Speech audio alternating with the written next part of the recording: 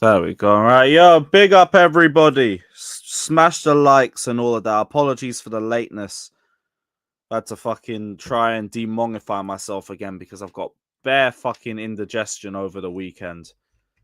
It's been a fucking crazy last couple of days. But big up to every single one of you that's locked in. There's a lot of news, a lot of topics to get into.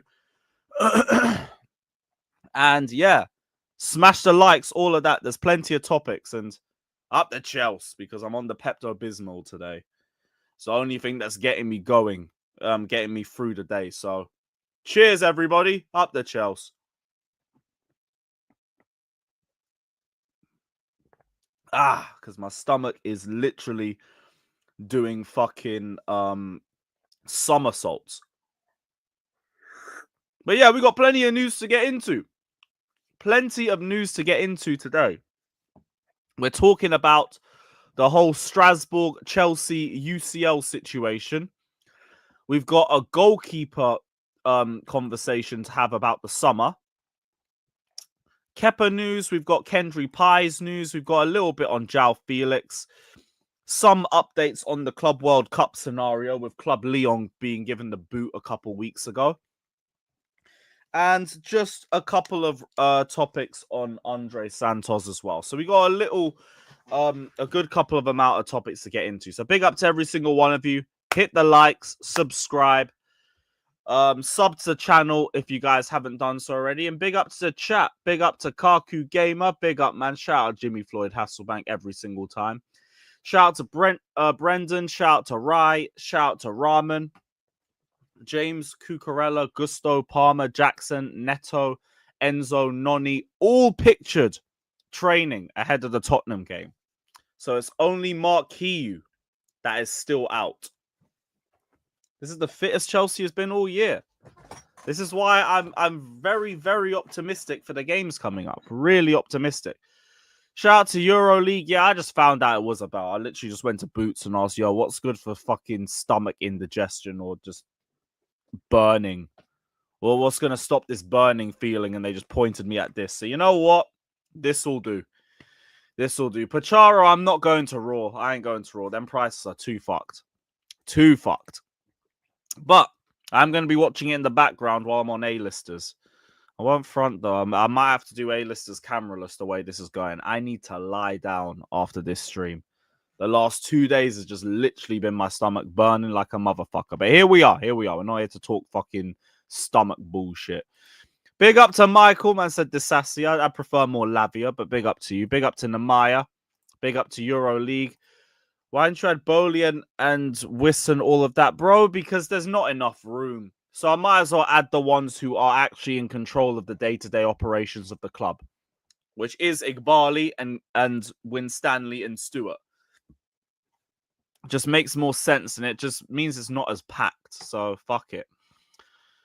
I said, please allow the weird negativity at this point. We've got everybody back, and we're facing our biggest bitches in the Premier League in Tottenham on Thursday. And man are doing the whole, don't be surprised if we get battered. I will be surprised if we get battered. It's fucking Tottenham. Tottenham are bitches. Tottenham are our bitches. It is pest control. Like I said, I'm back again. Who cares? Oh no, we got Tottenham. I'm so scared. Tottenham had 15 defeats. They're the worst Tottenham side in my lifetime of watching football. Why are we worried? Why are we concerned? There's no reason for it. I get people being negative about the situation around Chelsea, but some man just overdo it too much. And comments like that, that's one of them. Don't be surprised if we get battered. I will be surprised. I'll be very fucking surprised. I'll be very fucking angry too. But here we are. Here we are. Paranormal, big up, man. I did buy that belt. I just won't get it till June. Because for some reason, they can sell it. They can sell it in Euroshop, but like they can't package it for another 2 months. Here we are, though. Only thing is they can score goals. Yeah, cool. Like the way they play, we can score goals. And we've got all of our forwards back. All of our forwards back. So I'm not worried. I'm really not concerned. And plus, it's Tottenham. Tottenham hate playing at our ground. Tottenham hate playing us. Like, it's Spurs. What the fuck should I be worried about Tottenham? I got no reason to be worried about them. No reason at all. No reason at all. Channels like yours is what our club want. Okay, we're losing to Tottenham. We're losing to everybody in the league. Boo-hoo, everything's negative and Chelsea's shit. Are you happy now? Are you happy now? Channels like yours is what our club wants. Okay. Do man just want me to do the overly negative thing? Because like there's no reason for it right now. You've just got everybody back. You've literally just got everybody back. Why would WWE give Tottenham a championship belt? Why? Because it's funny. It's fucking funny. They slapped Maresca's master 4-0 at the Etihad, so why should they fear the disciple of... Because they didn't slap him. They didn't slap him. And it's Chelsea. Forget even it being Maresca. It's Chelsea. They hate playing Chelsea. Even Poch did a double over them. And that was with our biggest injury crisis of the season. What are we doing? Big up to Deals, man. Oh, shit. I might have read that wrong then. My bad. I might have got you fucked up, though. But big up, man. Big up Deals. He says, what's your thoughts on Newcastle wanting Noni? Do you think we'll discuss Isak? We definitely would have conversations about him just because we've seen the way we move with transfers. When there's interest in one of our players, we like inquiring about one of theirs. That's just standard. That's just the standard way that Chelsea seems to work. So I do think we discuss it. I just don't think it's going to go anywhere because they won 150 million and Isak is not trying to leave at all. So why would they try and force it? They don't need him to go. They don't need him to go at all. In terms of Newcastle wanting Noni, though, that might be something you could see materialize if we don't get Champions League. Because we've already heard the rumors that we're fucked financially if we don't get the UCL money this year. And if we don't, that means certain players will probably need to be sold to recoup the money. Now, I've already spoken about my sources telling me that there's certain players who will push for an exit to a UCL club. My finger slipped, sorry. If Chelsea don't get Champions League football, there are a few players that are considering that. But I don't think Noni's the one considering it. He just has interest from a range of different clubs. Aston Villa, Newcastle, and they might try and press a bit more if we don't get UCL. So keep an eye out on it. Keep an eye out on it. But I don't think it will lead to anything just because I think we're going to stay in the UCL and we probably end up keeping Noni anyway. So I doubt anything more materializes from that than just straight talks. But yeah, big up Deals, man. Big up, bro. Right, where should we start off with? Where should we start off with? What's the first thing in my... All right, cool. It's the goalkeeper situation. We'll start off by talking about the goalkeeper situation. Now, big up, Ryan. Big up, Ryan. 1 win in 26 attempts against these 4 teams. Oh, we're not talking about that. We're talking about Tottenham. And Tottenham we do beat. So please miss me with the whole, we're going to lose to Tottenham and everything's negative and everything's sad and we're shit and we're never going to get a point for the remainder of the season. It's all over. It's just dead. It's just dead. No. I'm gonna keep the mod for Ryan. Ryan's cool. He just does a bit too much with the whole. Arsenal could do the double, but nah, he's cool. He's cool. But let's get into the news. So we have got a mad briefing from Matt Law about the goalkeeping situation at Chelsea. So Petrovic and Penders will be joining Chelsea before the Club World Cup. Thank the good Lord. Because if Petrovic is back for the Club World Cup, he starts the Club World Cup. He starts. I do not want to see Robert Sanchez starting in the Club World Cup if Petrovic is able to make it. And Petrovic is able to make it because the transfer window opens early with the Club World Cup in mind. So the first point that we've got is that Petrovic will be back for the Club World Cup with Penders. Now, Sanchez, Jorgensen, Petrovic, and Penders will all be tested against each other to see who the duo for the first team squad will be, with one of the losers going on loan and the other likely sold. So I don't know if you man watch TNA, but it reminds me of Feast or Fired. They had that whole fucking briefcase game and one of them got fired and the other three got title shots. It's like, one of you fuckers is getting sacked. And we all know which fucker should be getting sacked. Robert Sanchez. Sanchez is the one that they were trying to sell last summer, but they couldn't find any buyers for him. So now he's been forced into the starting 11 all season to try and recoup his value. Well, guess what? He ain't recouped shit. I don't want to see him competing for a spot in the Club World Cup. He should not even be starting. He should not even be starting. Trust IA, this brother's getting sacked. This brother's getting fucking sacked. What else has Matt Law said? Petrovic has been crucial to Strasbourg's phenomenal defence. Has massively improved on the ball and showed he can play in a very similar system to Maresca's. Penders is seen as one of the best young keeper prospects in the world and will be given a chance, although they have questions if he has the grit to survive the massive jump to the Prem at such a young age.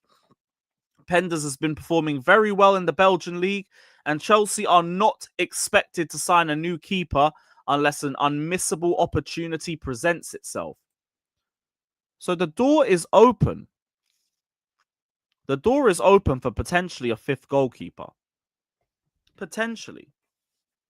Now, I doubt that we really push on that, but that must mean that there's a couple of players that Chelsea are looking at and they see as opportunistic signings. I don't know who that would be specifically, but right now all we can talk about is the 4 goalkeepers that we have on our books. Now, the number one thing is that number one cannot be our number one. Robert Sanchez needs to fuck off this summer, and I need to never see him in a Chelsea shirt again. I feel like for the other 3, it just speaks for itself. Penders is too young. He's had 1 season of first team football. There is no way he's ready to seriously compete for a number 1 spot yet. And he's too young as well to even be doing a number 3 role. There's no point in him sitting on the bench for a year and doing up the Betlinelli role of just being group chat admin and the guy that players shoot at before kickoff. There's no point. Realistically, Penders should be the one going on loan, maybe to a top 5 league. I would say Strasbourg, but I don't think that's going to be able to materialize if they get into the Champions League. But that is a story for later on. But it just speaks for itself. Petrovic and Jorgensen should be our goalkeepers for next season. Petrovic is the number 1. Jorgensen is the number 2. Penders should be going on loan. I could maybe even hear Jorgensen going on loan. It's just I don't know who you would have as the number 2 either. Robert Sanchez needs to leave. There is no second chances. There is no third chances. There is no fourth chances. There is no nothing. There is get out of my club. There is get out of my club right now. Leave immediately. You have had 50 chances and fumbled 54 of them. Get out. That's it. There has to be no questions about it. I don't want to hear nothing about recouping any transfer valuation. If you want to recoup his transfer value, recoup it with a loan. Recoup it with a loan, but not at my club. Not at my club. So I think that just speaks for itself. I don't even think all 4 should be competing. It should be 3 people competing, and Sanchez, go find another job. Go find another job, man. Is Penders any good? I don't know. I'm guessing he's had a good season in the Belgian league from what we're hearing, but I don't think he's ready for a step up like the Premier League. He should be going on loan to a top 5 league. If Strasbourg don't get UCL football, you send Jorgensen to Strasbourg. Sell fucking Sanchez. No, you send Penders to Strasbourg. That's what we should do. Send Penders over to Strasbourg if they don't get UCL football. Then have Jorgensen and Petrovic competing for the number 1 spot, and fuck Robert Sanchez, get out of my club. Would I take Mignon? I like Mignon as a keeper. He's just too injury prone for my liking. And like we already have our fair share of injury prone players. The last thing we need is another key player that we can't rely on to stay fit for the whole season. So, like, I rate the player. I don't rate the availability like that. But he does seem like one of those players who just comes back and performs at the same level anyway. But yeah. Kobel, that's another shout. Heard good things about Kobel. If Strasbourg gets UCL... No, Santos does not stay. Santos is coming back regardless. And Matt Law already said as well that Andre Santos is likely going to return back to Chelsea. That's another person talking about how Andre Santos is going to say. He said he will be given a chance to impress at Chelsea after spending the season on loan at Strasbourg. So, I will be so real. Every source that we're hearing with Andre Santos is saying that he's staying. So I'm not going to stress too much about the possibility of him being flipped. I don't think it would be him. I think it would be Colwill and maybe somebody else. Maybe a Noni. Because Noni does have interest around him, and you already got the likes of Esteval, you've got Quenda, you've got Kendry Paez. They can all play on the right-hand side. Cole Palmer as well. We are spoilt for choice in that position. So, like, if we were to flip anybody, I think it would be him. It would be Colwill and Noni, personally. Kelleher isn't a bad shout. Maybe as a number 2, but, like, is Kelleher going to leave Liverpool to go be a number 2 somewhere else? Don't know. Don't know at all. Yeah. Start Lavia against Spurs. Gotta focus on the game in front of us. And just hope that he's fit enough to play afterwards. Squad politics and price tags. Yeah, sure. Squad politics, but Enzo Fernandez was riding bench for a good period of the first half of the campaign, and it was Lavia Caicedo that was our pivot. But fairs.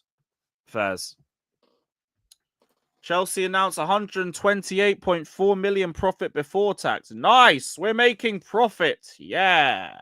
Great. Less excuses in the summer then. Profit. Nice. Now go get some players in the summer. Some key players. Go get the striker that we've been begging for fucking 3 windows in a row. They say the club benefited from increased profit on disposal of player registrations and repositioning of Chelsea Football Club women's team. Okay, cool. Yeah, make more profit and use that for some key players. Like, that would actually be a good move for us. Smash the likes, though, everybody. Big up. We got over 260 here. Big up to every single one of you. But we ain't even got 100 likes. You lot are killing me, and I'm already dying right here. I'm already fucking dying. So, yeah, run up the likes, my guys. Stadium news. No stadium news. No updates so far. Apparently, the Else Courts Development Committee might not be able to afford the amount of money that they have to spend on on rebuilding Else Court. So we might have a chance to bid, but we need to bid soon. So the sooner the better, really.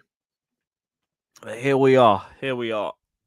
Right, what's the next topic? So we've spoken about that. Let's talk about the Strasbourg and Chelsea situation. Because there has been a lot of questions about how we're going to handle this if we both make the UCL. But it seems like Chelsea are very, very confident in their position. I'm just trying to find the right tweet to bring up. Yeah, that will do. So Chelsea may be prevented from sending any players on loan to Strasbourg if Strasbourg and Chelsea both qualify for the same European competition. But Chelsea and Strasbourg have already done much of the background work in case that scenario plays out. We've already agreed a deal to sign Mamadou Sarr from Strasbourg, and it's believed that transfer would be allowed to go through. But Matisa Mugu is a little bit fucked because, like we've said, it's the loans. If they make the UCL, the loans would not be able to happen. The transfers we can run because the window opens temporarily between the 1st and I think the 10th of June, which means that we can get Mamadou Sarr in, we can get Andre Santos back from his loan, we can get Petrovic back from his loan. It's Matisa Mugu. He won't be able to go on loan. There will be other players that we might have considered to send to Strasbourg that we won't be able to send to Strasbourg. Everything else, I think we would be able to find our way around. With Man City and Girona, they found their way around it. With Nice and Man United, they found their way around it. What happens is the investors have to transfer their shares to independent trustees for a blind trust structure established under the CFCB First Chamber, which I don't know what that stands for. The UEFA Club Financial Control Body. That's it. On an exceptional basis for next season's UEFA competitions. And they will regularly exchange information with the UEFA Club Financial Control Body throughout the campaign. That's probably what we're going to have to do. And that will be how Chelsea and Strasbourg would both be able to play in the UCL without there being a conflict of interest between both of the clubs. So there's no real reason to worry about that. The only question mark is loan players. Matisa Mugu, we're going to have to find you another club. It is what it is, man. Hold that.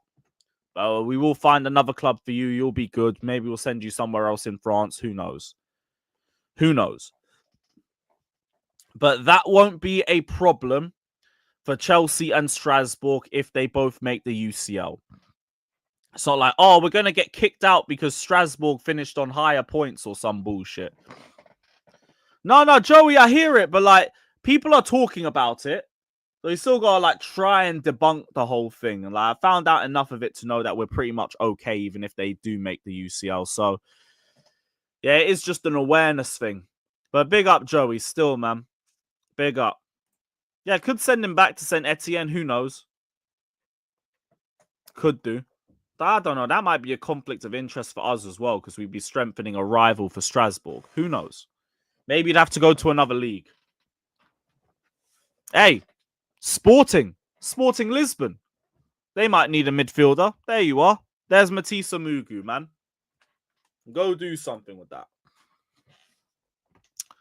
Yeah, probably.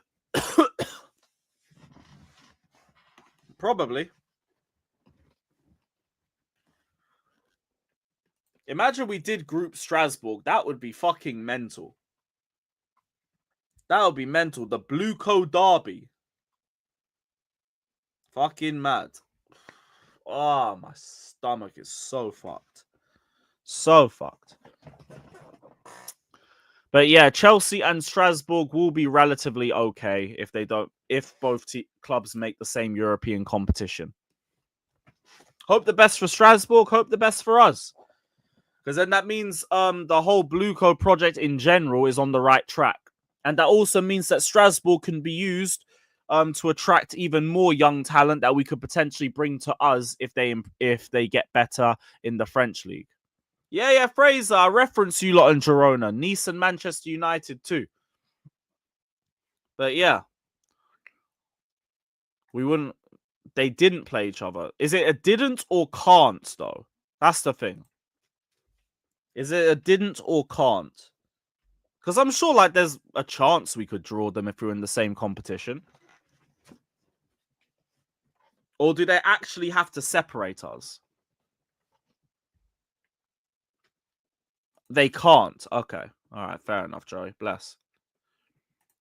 Yeah. We'd have to we'd have to give it to a blind trust or some shit. That'll be our way around it. That'll be our way around it. Like transfer the shares to independent trustees and figure it out from there. But yeah, that's it from that front. Speaking of goalkeepers, we have good news. We have some good news for everybody. Where is it? bookmarks are rammed right now.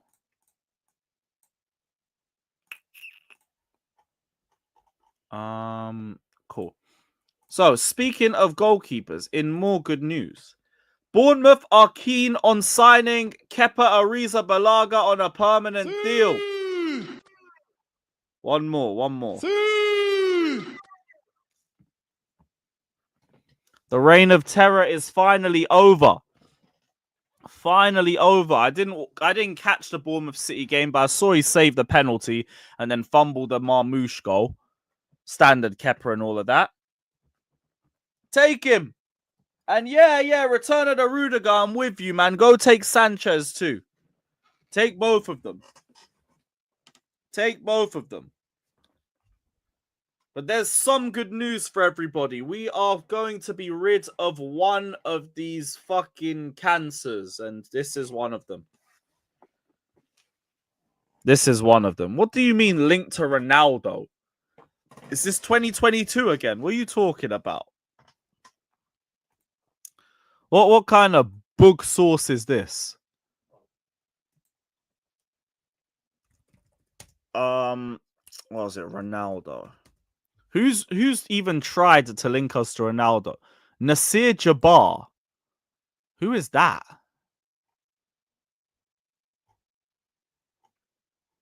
Who's Nasir Jabbar? These men will just quote anyone nowadays.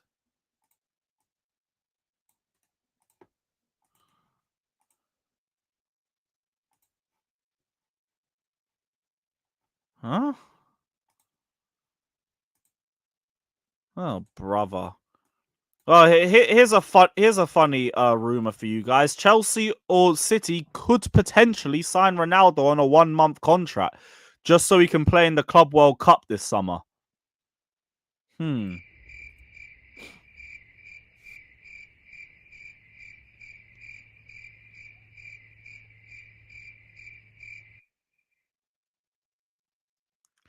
Yeah.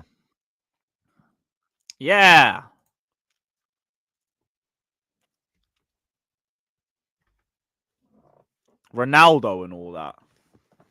Fuck it. How old is he now? Ain't he like 41 or something?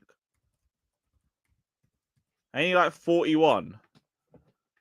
40 years old. Fuck yeah. Get that thing off the road, man. Get that thing off the road.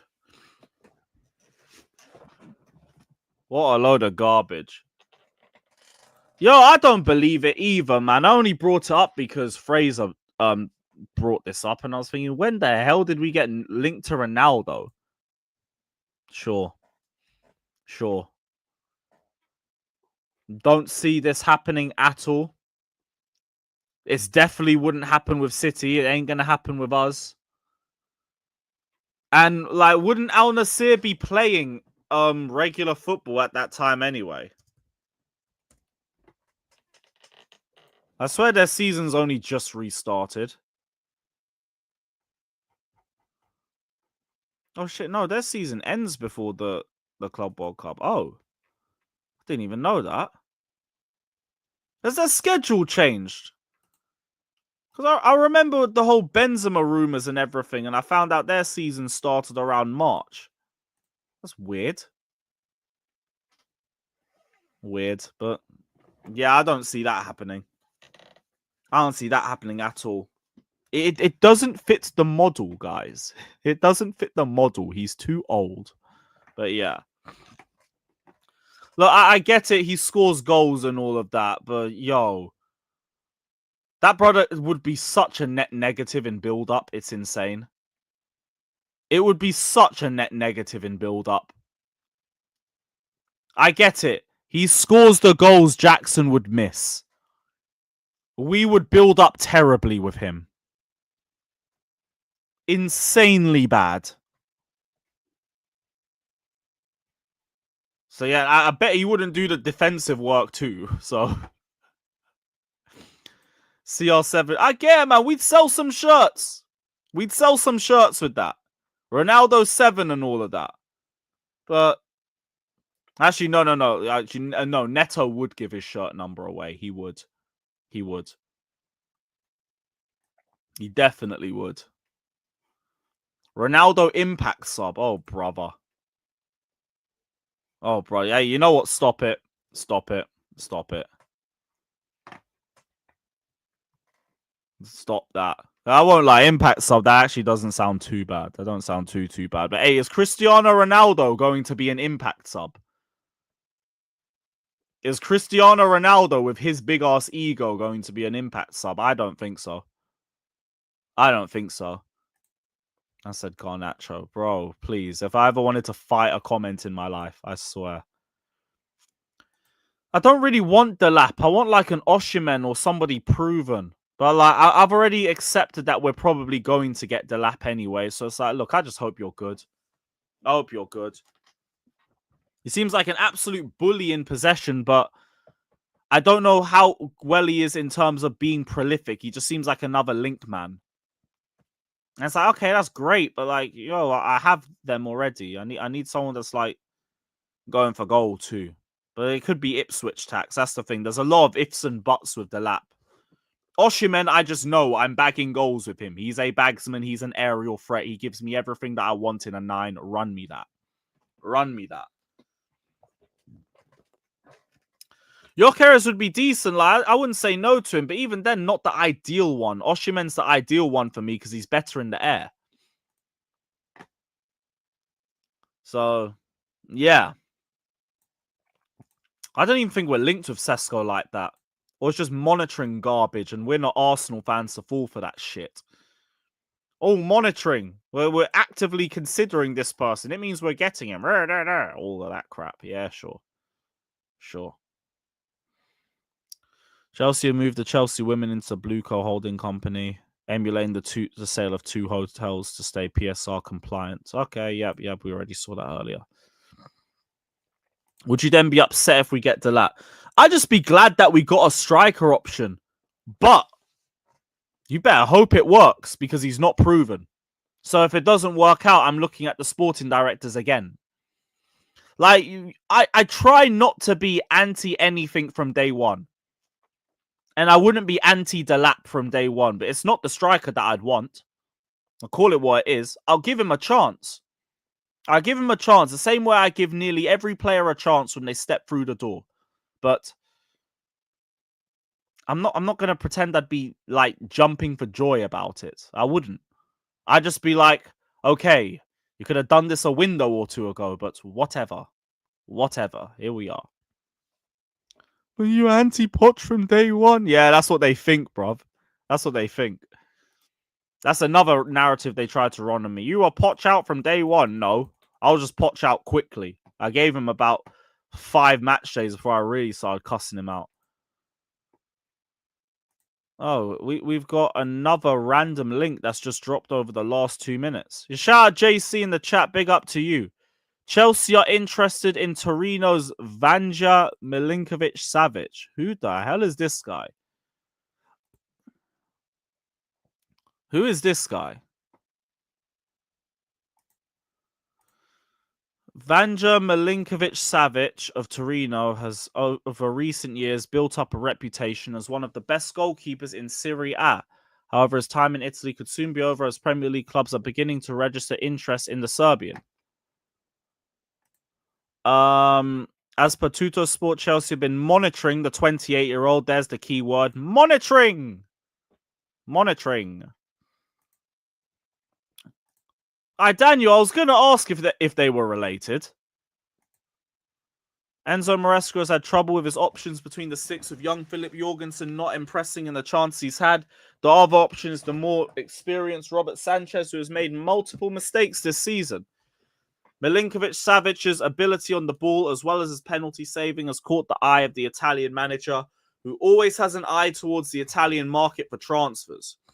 That's probably bullshit. Chelsea will have no worries in enticing the Sturb, who has a contract that expires in a year. Oh, which can be extended for another year too. A 20 million euro release clause. Is he any good? Is he any good? Is this the opportunity that they were talking about? Vanja Milinkovic-Savic. Sari won Player of the Month against Atalanta.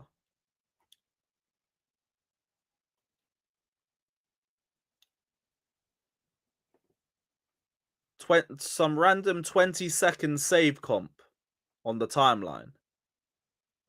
Saved the penalty against Retegay against Atalanta too. Overrated, bold, another bold fraud.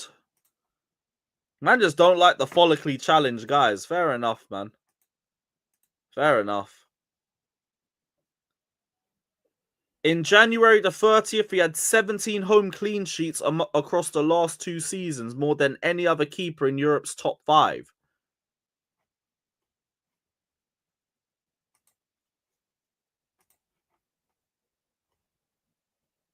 No, he's made the most saves in Serie A this season too. The most saves. So he's been put under some pressure and is apparently good at playing out the back too.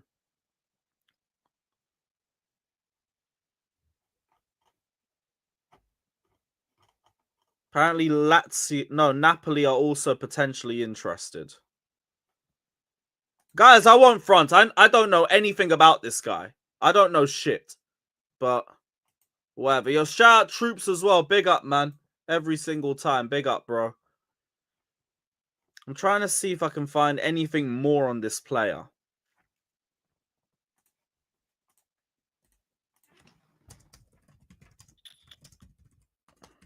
This is a random one.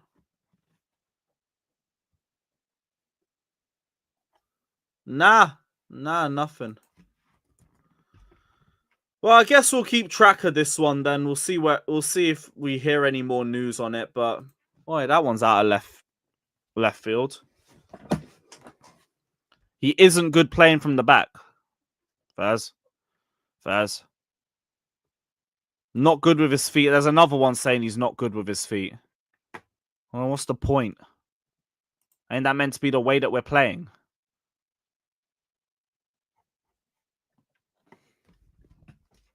Well, hey, breaking news and all of that. Yeah, I might send this to Steve. I'll ask him if he's any good.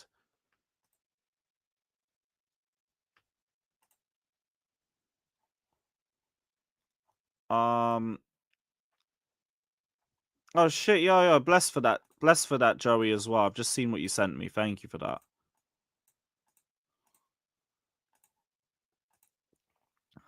Now, just where's that screenshot? Oh, I've lost it. Whatever.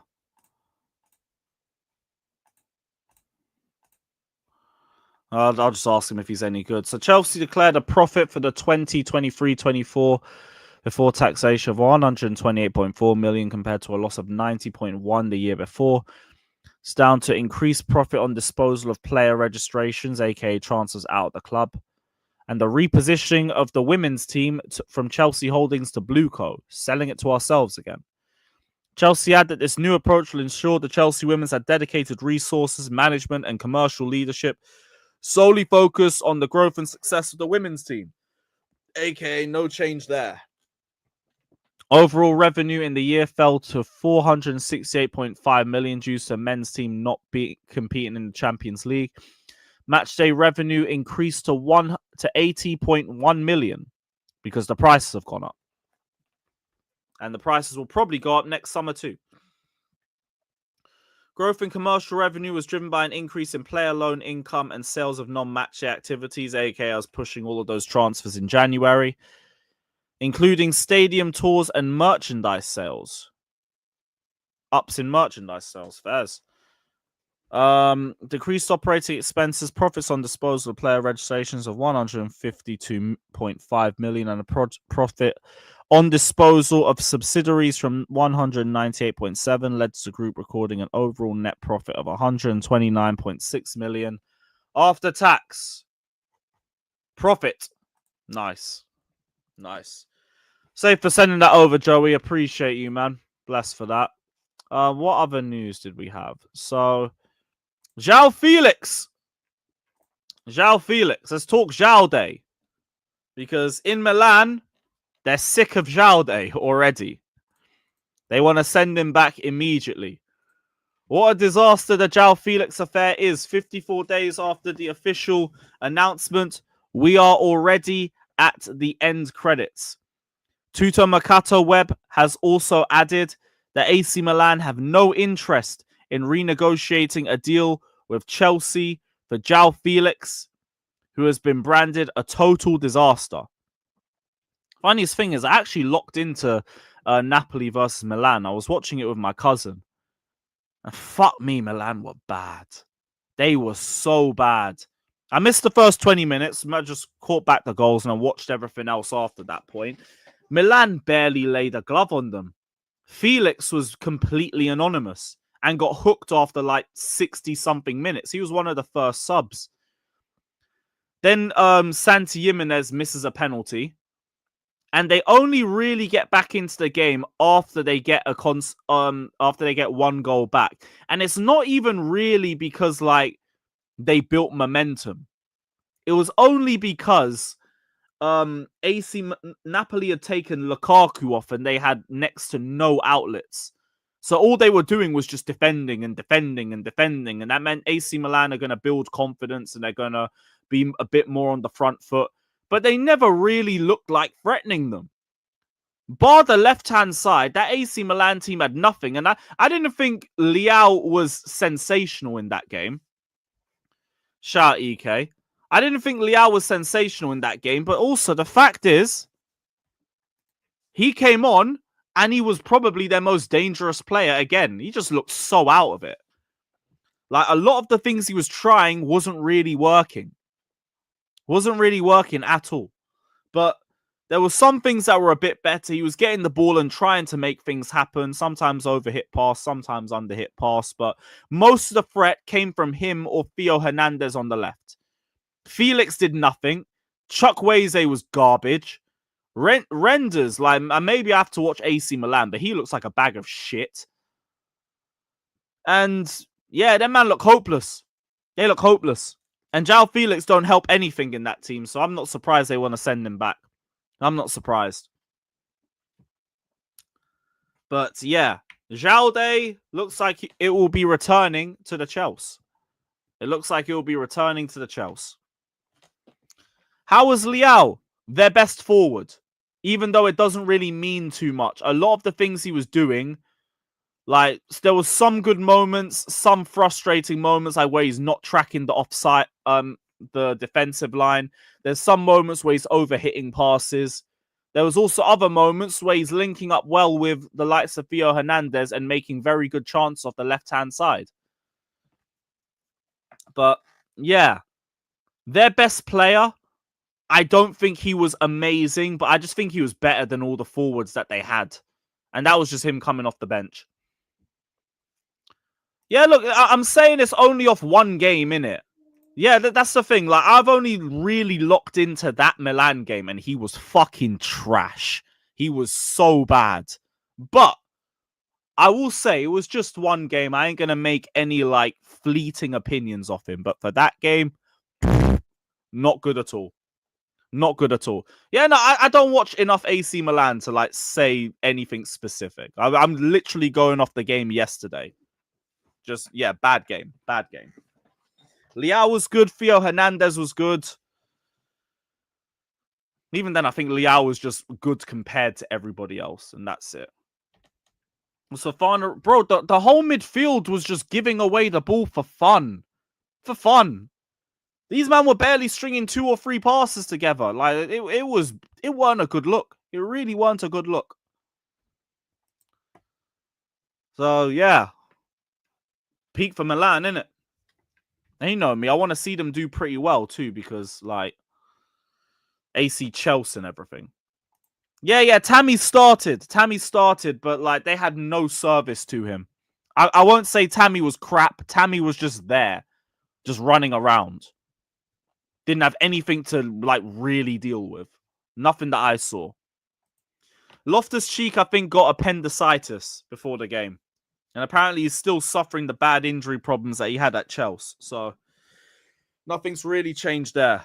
But yeah, it was Tammy Abraham starting, Pulisic starting, and Felix. Pulisic was poor as well. Pulisic was poor too. Like, that brother was so anonymous. So anonymous. Yeah, well, I don't know. That hopefully AC Milan pattern up. Hopefully things get better over there. Next topic. This.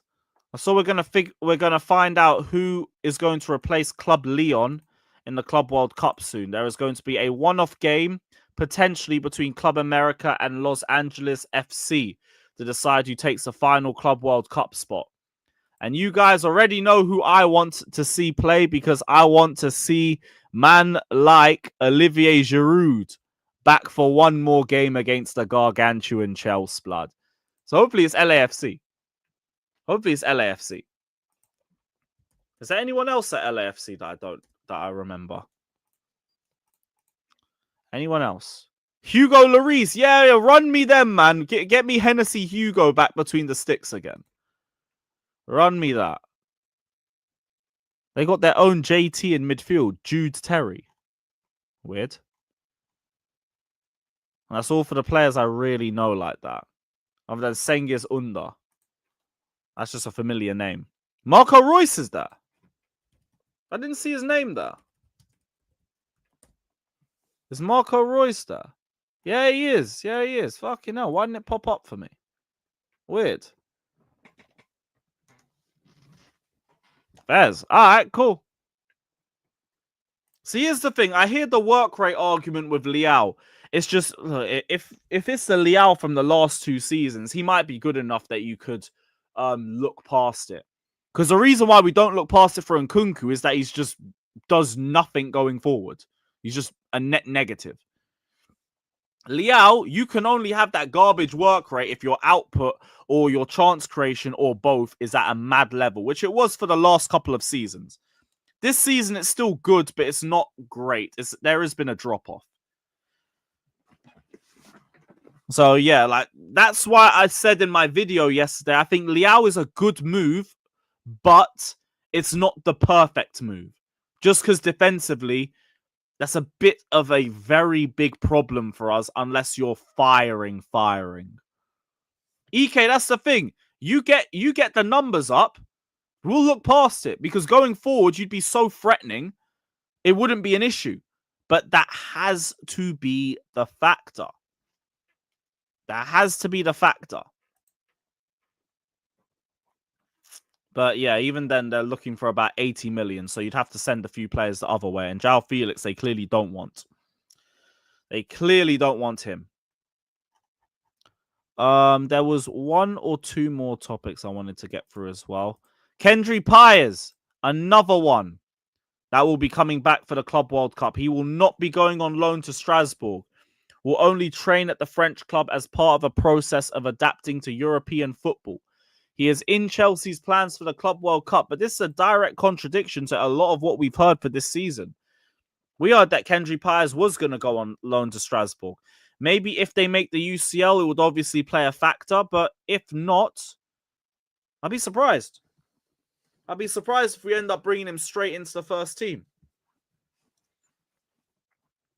So I don't know what the idea is with him. There's been rumors that we see him as like an Enzo Fernandez sort of prototype. There's been some people talking about him potentially playing off the center or on the left.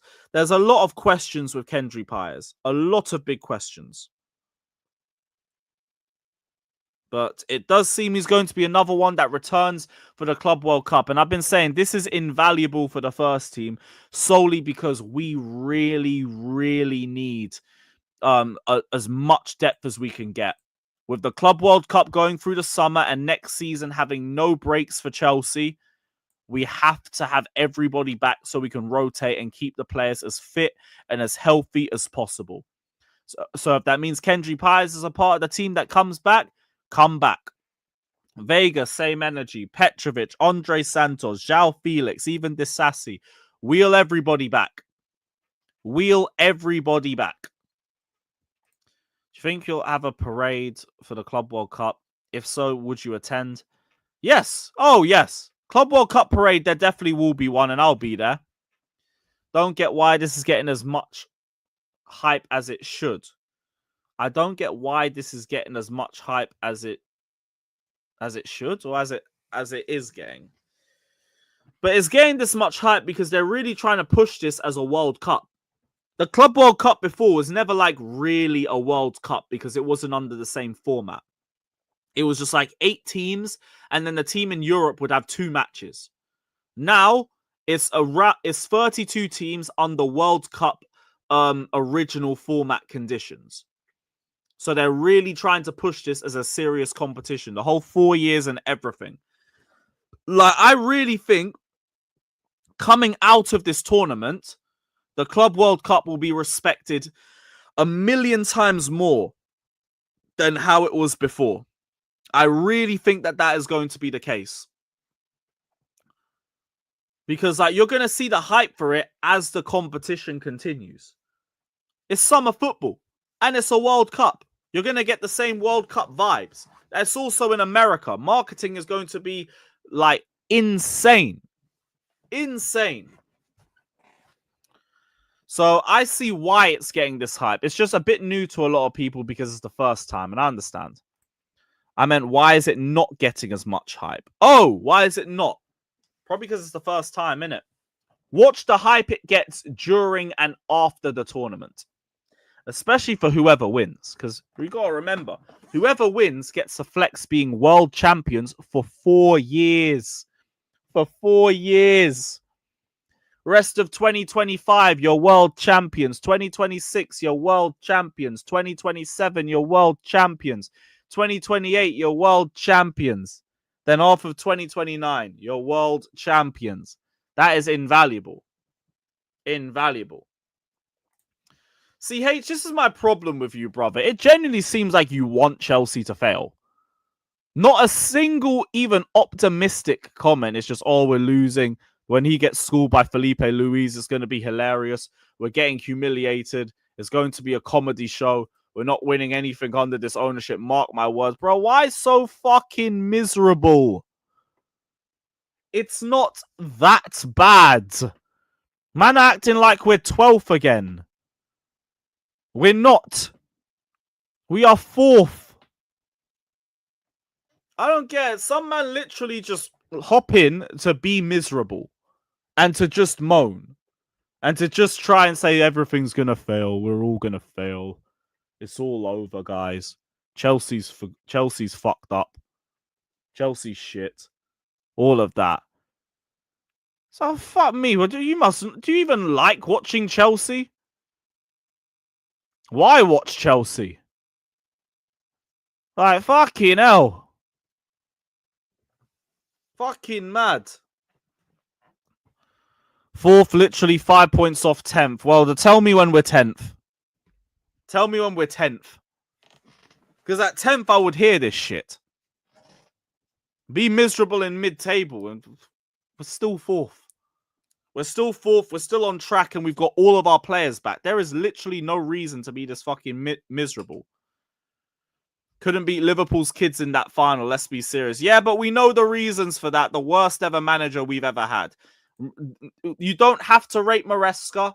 I want to say that as well. He's better than Poch. He is better than Poch. I will maintain that. I will maintain that.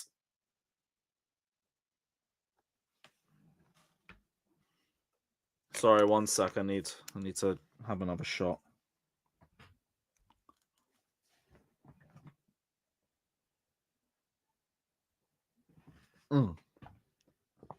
Yeah, come on, Wave. We know why we didn't get that.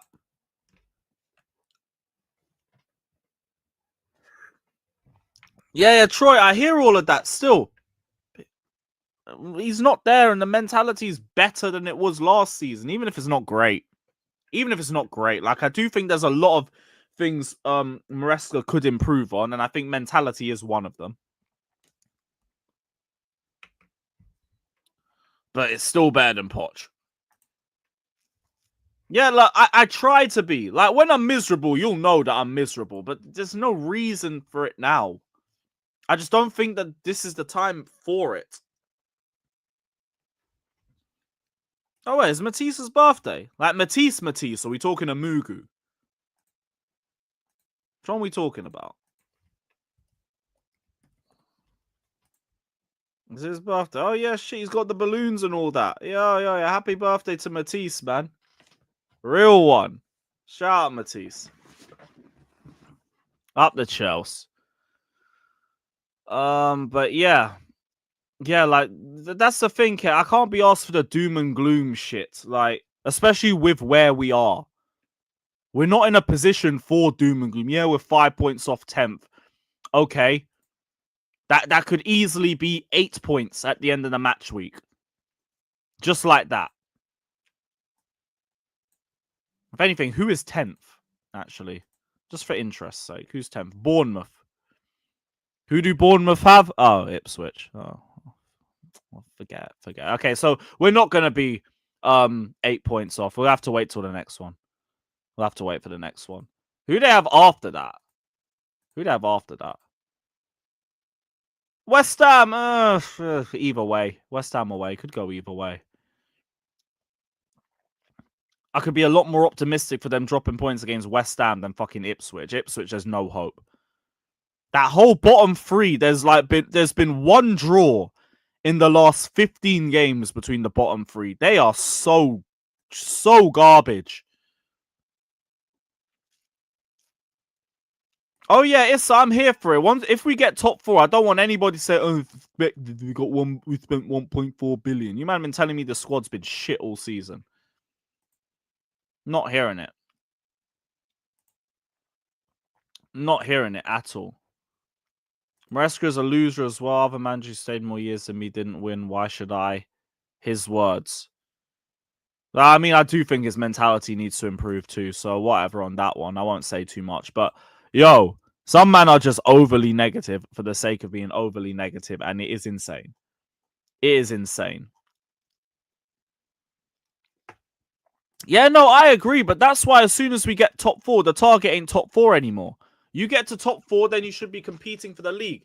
Like that. Because the next signing should all be there to push you above. That's what I was waiting for. My priest. Hey, maybe. Nottingham Forest drop off potentially. Like, I won't write that off. Seen that happen before. Seen that one happen before. But yeah, big up. Not everything you said was facts. You were saying opinions. Like, we're getting humiliated in the Club World Cup. It's going to be hilarious when Felipe Luis dunks on us. That is not stating the facts. That is an opinion. No, okay, like, the weather's actually been pretty sunny the last couple of days too. That's the maddest thing. That is the maddest thing. But yeah, let me send this link out. Because we're near 6 anyway. So big up to every single one of you that's locked in. Hit the like, subscribe, all of that shit. Big up to all you, man. Do you mean X is over capacity? Sharp, man. Send the fucking link out. Pissing me off. I ain't got time for this shit. Right, yeah, link is going out. You, man, keep running up the likes. Yeah, bro, but we got all of our players back. Please miss me with that Arsenal game garbage, bro. That Arsenal game was simple. No runners, and none of our best forwards were there. Bar Sancho. That was it. Sancho and Kunku and fucking... Who was the other one that we had? Who was the other one that we had starting? Sancho and Kunku and... Who was it? I've forgotten the lineup. Neto up top. Man ain't even a striker like that. What do you get? You get a guy that's going to hog the touchlines and 2 brothers that aren't even going to run. That attack ain't ever doing anything. I watched that game for 10 minutes and clocked we weren't going to score.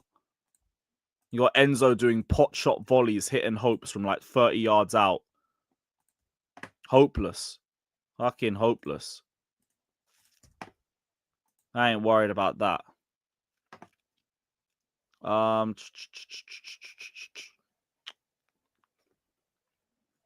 A username. My point with that is that Sancho in our strongest 11 probably still starts on the left. Probably still does.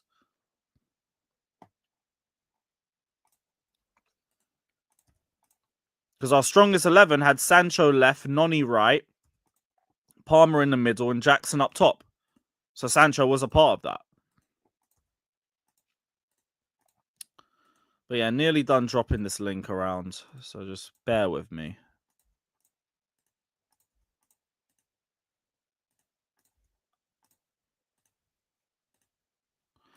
Fucking work, bruv.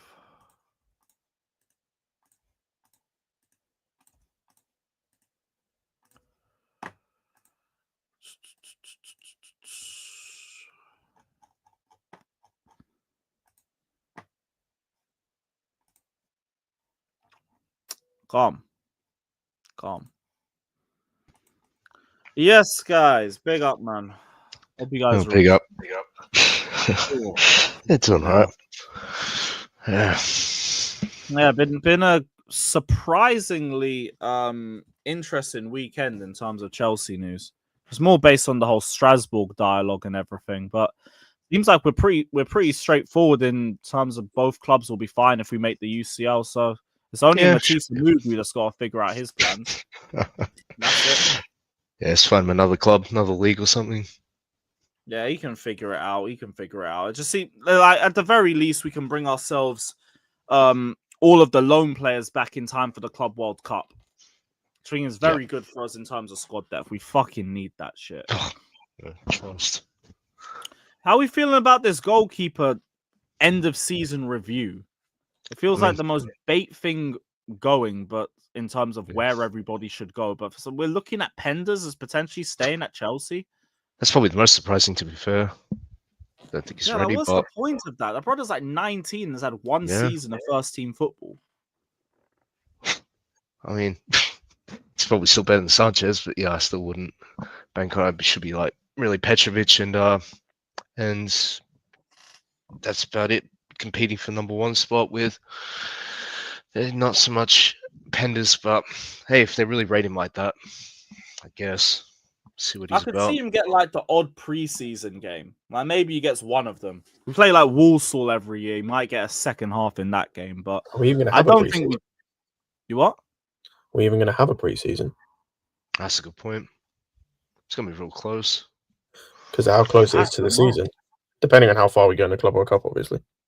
Yeah. But here's the thing, though. Those players are going to have their 3 weeks off afterwards. They're going to have some games to like get back up to speed anyway. That's why the schedule's so fucked. Just don't get where the holidays are coming from and where's the preseason coming from.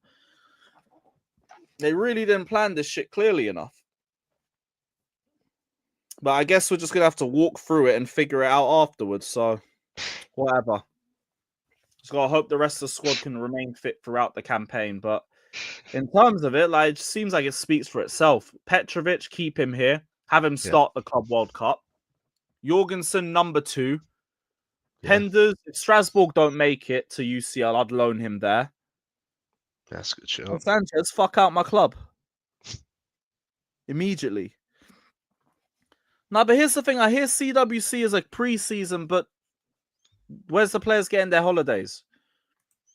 Because the whole point is that you go on holiday and then you have your preseason to get back up to speed for the season coming up. If they go straight on holiday and then back to Premier League football, everyone is unfit. Everybody is unfit. So that's a problem. That's a big problem. And like Guardiola already came out and said that they rejected Man City's request to push their first 2 match days back. Because the Prem don't give a fuck. Play the game. Yeah. Who cares about fitness and like players' fatigue and everything and their health? Who needs all of that? Just play football and get us money. That's all that matters. Yeah. Fucking embarrassing, bro. Trust. Oh, motherfucker. But at least like they're looking into it. But like, because like I said, I couldn't stand another season of Sanchez in goal. Like, when we actually have players like Santos coming into the team and shit. Yeah, so at least they're looking into it, and hopefully he's gone. So something, I guess. But it's just annoying. Big up, Joey. It's just annoying that we've even had to try and use this year just to raise his valuation. Yeah. And all he's done is just probably reduce it even more. I was gonna say, he hasn't even raised it. Yeah, no chance that's happened. They just tried to. And that didn't do shit. Yeah, Also- EPL stuff. This is the thing that everyone, not even just FIFA law, this is just standard law. 3 weeks vacation. Everyone's entitled to that. So it's like, where are you getting That's that? not. I don't think that's feasibly possible. We only have 3 weeks. I think we have like either 3 weeks or a month in between when the Club World Cup finishes. Providing we get to the final, obviously. But say we get to the final, I think we have literally like a month before the Premier League kicks off.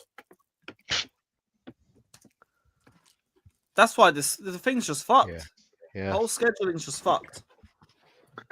Well, the whole thing never made sense to begin with, Lewis. Having these midsummer tournaments that actually mean something never made sense to me to begin with. Unless they're international games, like we're just adding more. Like that's all it is. Completely agree. There's been enough conversations about the players and the amount of game time that they've had over the couple years, and it just got ignored so they could slap another major tournament around. They're giving you $100 million to make it work. Oh no, sorry, $160 million, is it? Around there. Yeah, that's not going to keep the players fit. That's your trade-off. Figure it out. Otherwise, you can just play your like youth players and not give a shit. I don't even think we can. I think there's a clause where we have to play our main players. A clause? Well, I saw something going around where, like, I think there's some ruling where we can't play youth players and shit like that. Like, we'd actually have to take it seriously. No, you don't have to play youth, but you can leave guys like Palmer and all these guys are early vacation and not even take them. Yeah, like, I mean, I would hope that we could do that with some of the group stage games. Like the Tunisia game or fucking well, it depends on who wins out of LAFC and Club America. Yeah, I'll be real. If it's Club America, then yeah, you ain't doing that for that or Flamengo. Oh, are they strong too? I'm just saying if you Club America are the best team in North America by a long way. Okay, fuck. Okay, cool. Like it's not close. It's them, then a gap, and then it's like probably Pachuca maybe. Okay, I never knew that. Shit. Club America. Let's have a look. Anyone I know in that team? Them and I think it's them and there's one other Mexican team. It might be it's Tigres. Oh, it's Tigres. There's 2 teams, so it's Club America and one other. They're the only 2 teams in North America that spend over 100 mil on their squad. Yeah, Tigres is the other one. Okay, now. Okay, so it is only the Tunisia game that they could use as a vacation. And even then, it's only a couple days. Well, shit, we got to figure that one out, but whatever. That's a shame. Listen, we are lucky enough to even be in it, right? We didn't win the Champions League last year to be in the Club World Cup. This is a new format giving us a lot of money. And we can choose not to be in it. I just feel like you can't complain about both as a club. Like time off or here's a chance to get 160 mil or at least 50. No, but there should be an ability to push the first couple match days back and allow them to I'll be honest, I think it's teams like Real Madrid that should be pissed off because they won the Champions League, so they have to be in this either way. So the rest of us don't have to be in this. I mean, it's the last few Champions League holders. I know in this format, but we've seen them kick teams out and swap teams out and all that. If you didn't want to, but no team. Yeah, I think it's no team's going to this say year. No to a This year, like I'm not necessarily I'm not here to sit here and complain. I'm just saying this is what was going to happen when you signed up for this. Is my point. Like when you sign up for the when you have the ability, you could have dropped out like you said, Daniel. But when you have the ability to make as much money as they're offering in this sense, they're not going to turn this type of offer situation down. It's just plain and simple. It's not going to happen. I 100% agree with you. I'm just saying it's not a woe is me type of situation. Yeah. No, I don't think it's that. I just think giving you a chance to get 150 mil when you didn't win the Champions League this year. We've already played in our Club World Cup and we won it. It's just more concern for next season because we obviously don't want to keep progressing in the league. So what's the difference in time? Like the season ends May what? May it's 17th, I think it's the last match day. And that's without the Conference League final, right? 24th. 25th. Yeah, 24th, 25th. 24th. Okay. And then the first Club World Cup game is the 16th. Of June. June. Well, there's your 3 weeks right there. Oh, so man is saying 3-week holiday for that, and then use the Club World Cup as a pre-season. Exactly. Hey, I think it's gonna work something like some guys maybe get 2 weeks. I mean, here. like you're wondering It's where gonna the be- 3 it's weeks gonna were be coming. split time. That's where the 3 weeks are coming. It's gonna be Conference split League time. will It's be not gonna between one of those weeks, though.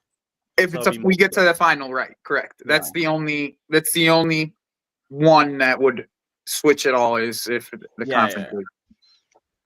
I think that would be. But even then, bro, you just don't play. I think we play like like a Club Lyon or something first game. Like then you just don't play the starters. We play their replacement. So we're going to play Club America, most likely. Club America. That's a very good Club team. America, bro. I went and saw that. I went and saw us play Club America. Oh, look at that. FIFA says, I just seen this. FIFA says LAFC and Club America could possibly play for the World Cup final.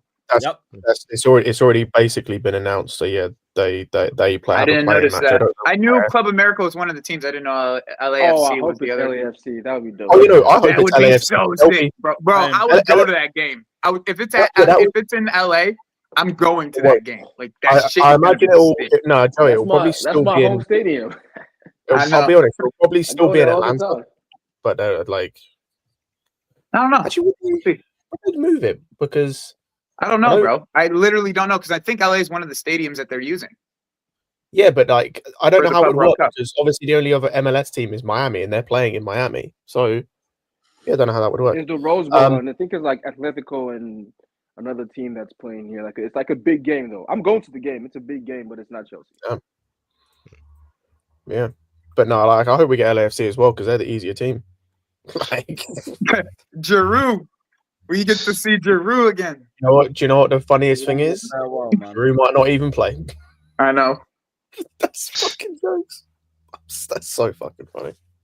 Giving a little bench appearance, man. I'll be fine by me. EPL tough. Safe for bringing this up. July 13th to August 1st week is 3 weeks, but even then, you're rushing pre-season. I was going to say, you then have to have one pre-season game days before. Like the season starts. That's where I'm thinking, like, they probably get a week. Maybe they get 2 weeks here and then, like, a week at the week in between. Yeah, potentially. Though. You know what I'm saying? I don't know. Either one's going to But there is spot. There is. But to say now we could say there is places for them to get those 3 weeks. Mm-hmm. I think 1 or 2 week break. When's the games? You can give them a week break before those games even start. You can give them a week break and then give them 2 weeks after that. It doesn't have to be. Yeah, because I guess a week off could still maintain some level of sharpness. Yeah. A week off prior to it and then 2 weeks after. And then they'll still have 2 weeks or, about 2 weeks for. They'd have about 2 weeks for their preseason. To be fair, like no preseason. The last time we had a rush preseason was 15-16, and we saw what happened. I think I can't lie. I think based on when I think we're going to go out, I think it'll work out okay anyway. Like you might have to cram it in a little bit, but I think it's going to be bad. If we get to the final, then yeah, it's fucked. But I don't think we get into the final. Yeah, if we get to the final, it's going to be long. I'm not going to lie. So yeah, I'm assuming we. Because then don't forget, you've then got to travel. We're saying like. Where do you assume we get to? Like the out of the groups at least? Yeah, no, I think we get out of the group and I think we get past the round of 16. I think we go out of the quarters because we have to face one of Atletico Madrid, PSG, or Palmeiras, and I think currently all three of those teams beat us. Even I don't know about Palmeiras, bro. I watched Palmeiras just recently. They're not as. I mean, the team itself is fun to watch, but they're not like something to behold of. I've been watching a lot of Palmeiras actually. I don't think it's anything to behold of. I do think. I think Esteval is going to be staying there for that too. Shouldn't he? Yeah. So That'd be interesting. Yeah, If we got Estebal's something. playing. Paez is coming back. Petrovic, Santos, and all the others I expect will be coming back as well. Joao Felix, Disasi, all of them, man. I hope Santos plays. I hope they give him the reins to play during that Like, tournament. realistically speaking, this like that tournament, we should be taking more players than we effectively need. 100%. Because, like, especially with the stuff we've got going on, like, even if there's plans to some of these guys being sold, like, even if Vega, for example, if he's going to be sold in the summer, he should be playing or involved in that Club World Cup, and you sell him afterwards. And this is where we come back to it. The sporting directors and owners have to be on point with transfers afterwards, so we don't have issues like that where we're not like we take, let's say, like 27, I 28 think players. I think that's over, too. like, I don't think they do that. I don't know why you would think they would do that either. Just because like the risk of injury of while being out there, like if they are players that you're going to be like, because even with some of the players that we have like going out, probably have like 10, we'd still have a full squad of like 30. even like my point is more like I understand the point, but it's like you then have to, because there's not enough guys coming back, I don't think, off loan that are going to be immediately included. Like there's Petrovic, probably Santos, maybe Sar. That's probably it. I don't think those three additions into that squad, plus what we've got, is going to be enough in terms of like rotating to allow for all of this or like lack of time. So maybe like a Vega or something, or a Well, you Chalobah got has to Esfuego. and then Yeah, I maybe add a Esfuego in Oh, there. yeah. That's Sugo. Yeah, Sterling and Chilwell. We're not Oh, going. shit. Fuck it. Sterling and Chilwell. Yeah, that's what I'm saying. But that's partly my point in the end, right? Is like Leslie? there's certain players that you could say that with, and there's probably certain players you can't. I just bet they have like a team of 10. I play 10 players that they're just like, yeah, you guys are staying in London. Like that's it. Like that's my thought behind it. At least, like I would think like Yeah, 8 I don't to 10 disagree with players that. are probably staying back. I think you can give certain guys. I think it can even be a mixture of important players and guys you want to sell. But I think you can just leave certain guys, just leave them at home and give the opportunity to other guys. You know what I mean? Like, Yeah. And I think, and see. I think for some, sorry to interrupt, I think for some of them, like for example, maybe a Vega or maybe I'm trying to think of how. I would have said Leslie, but obviously you got a Sugo. It's like maybe that's an opportunity to get put in the shop window more. Where it's like I agree with Joey. Sterling can stay. Chilwell can stay in London. Disasi can stay in London. Who else is coming back that we're trying to sell? Like Caleb Wiley can stay in London. Felix. Sanchez. Felix can stay in London. Yeah, Sanchez, I'd love to. And Kunku can stay in London. These kind of guys, they can stay. Yeah. But like your Vegas, your Chalobah's probably one that's going to be sold. He can come to put himself in the shop window.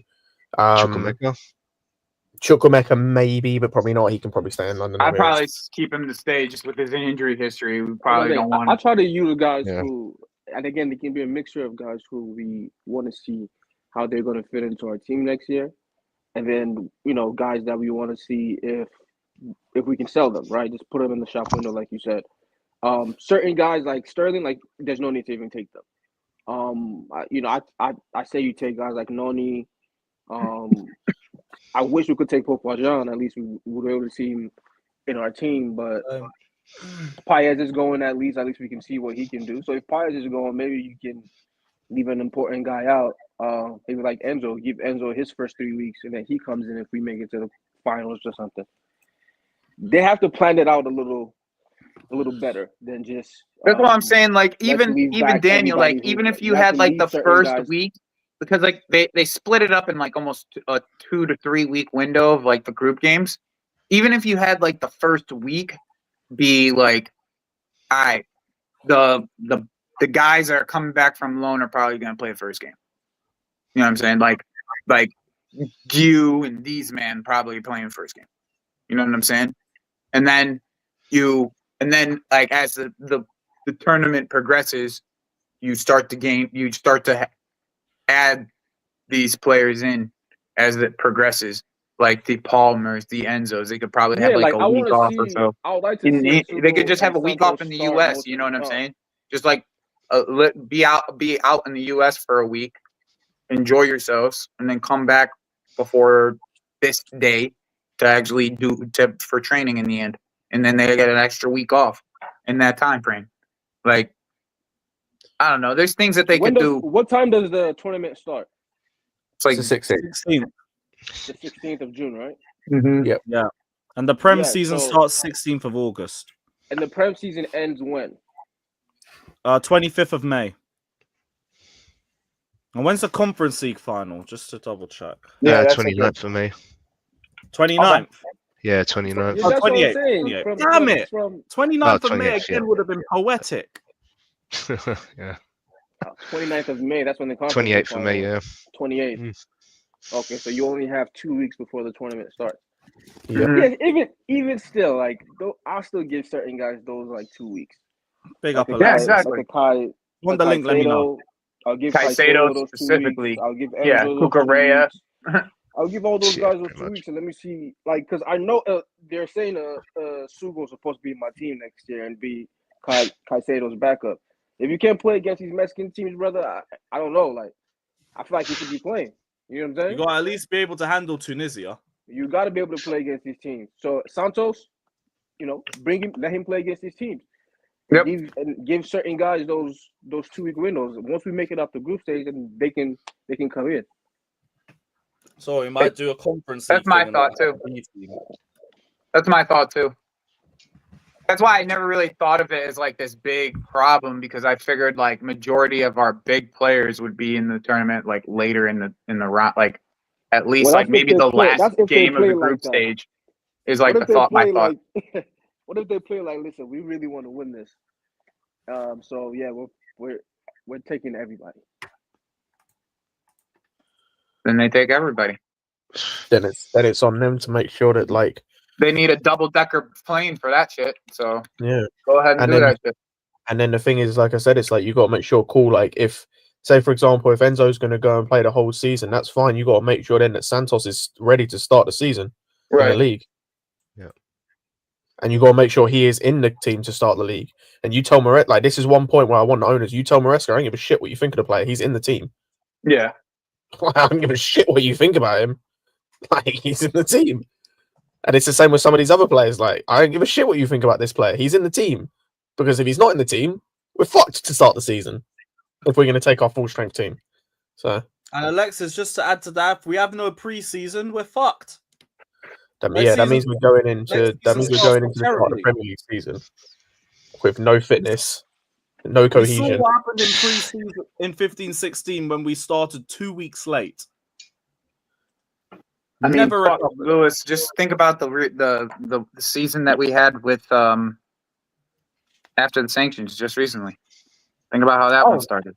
Yep, another one. And both of them we finished mid-table. Fuck. That's 2 case studies. Yeah. You see, this is why I'm just a bit concerned. You should be able to plan it a little better. I think there's enough in the Yeah, squad. that's what I'm saying. There's still there's enough enough time for time. you to still be able to plan it. Where some of these guys are getting 4 weeks, 5 weeks still. Like that's you could still plan it in that manner of like the Enzos, the Caicedos, the Palmers, the Cucurellas. They all Like could I'm saying, for potentially the get start of the It's certain tournament, dudes. you don't have to take them. 4-ish Don't a take month At least 7 total. guys. of time off. There's certain dudes that can go straight after the season ends. Like Fofana, Lavia can go straight after the season ends because they're not part of the Conference League. Is it just them or is there anyone else that's not included? That's a good point too. There is some team players that are not a part of the Conference League that would automatically send it straight away. seasons end. Yeah. I mean, they put the? Actually, never mind. They probably could have.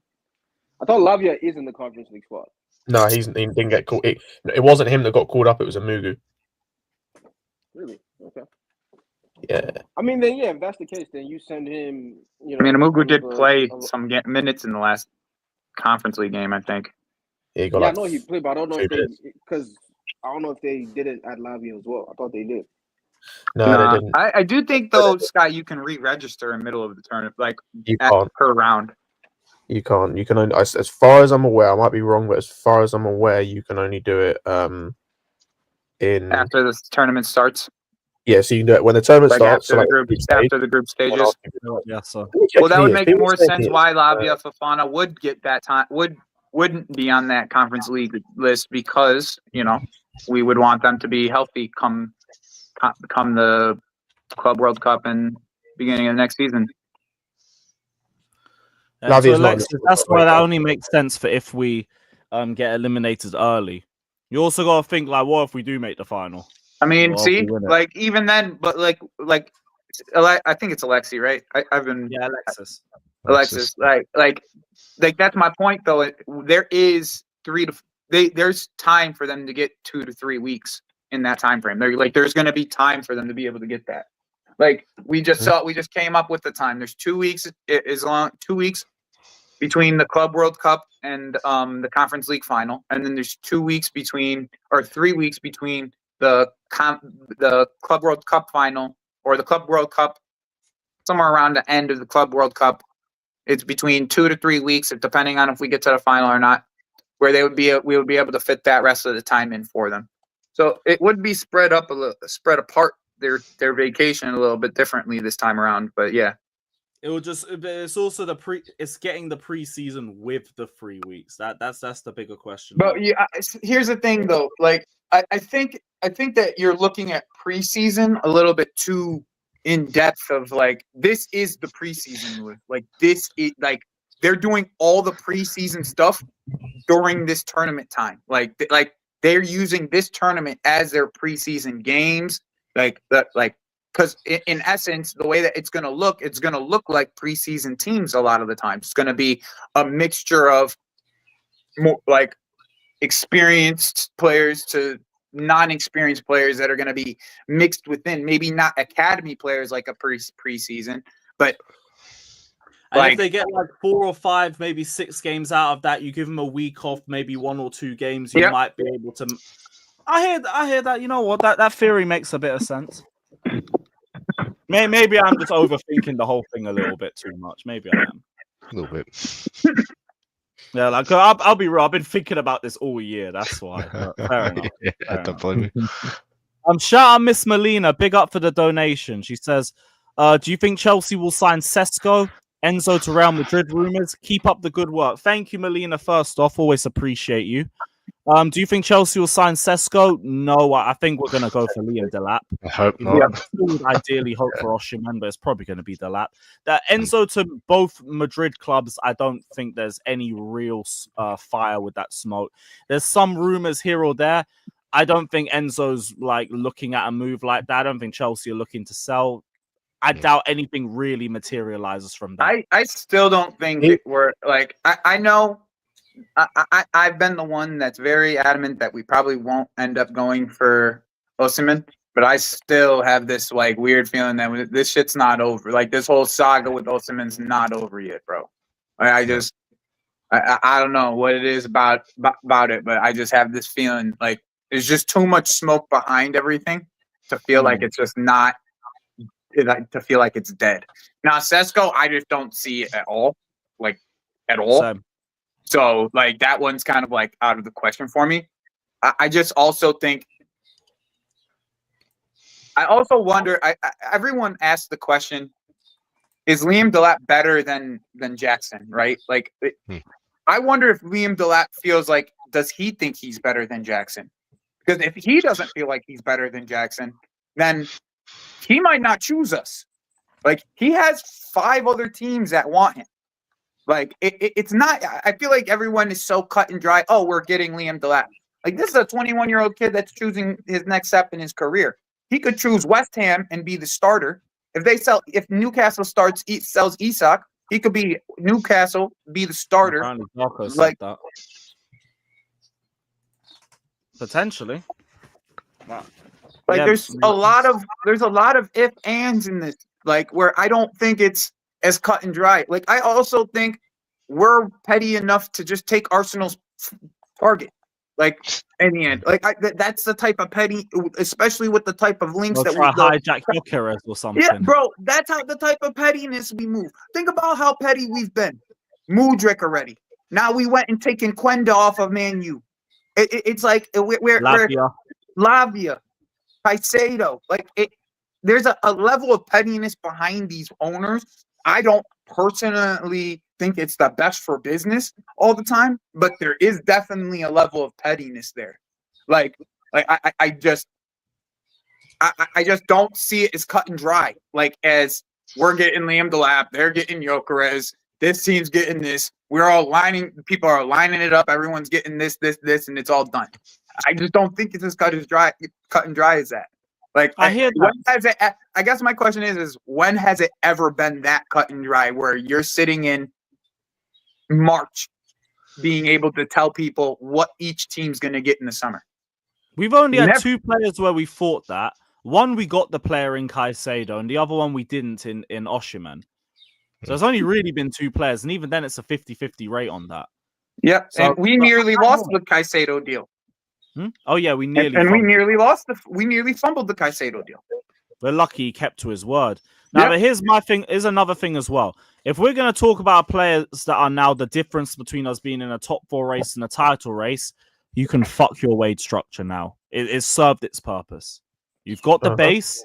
I don't care now. You go and get Osimhen whatever he wants, and you keep it stepping, because that's going to be the difference between the title race. And this season has been the biggest example for it. So go and give him what he wants. I don't give a shit what he's asking for. Give him his money. Facts.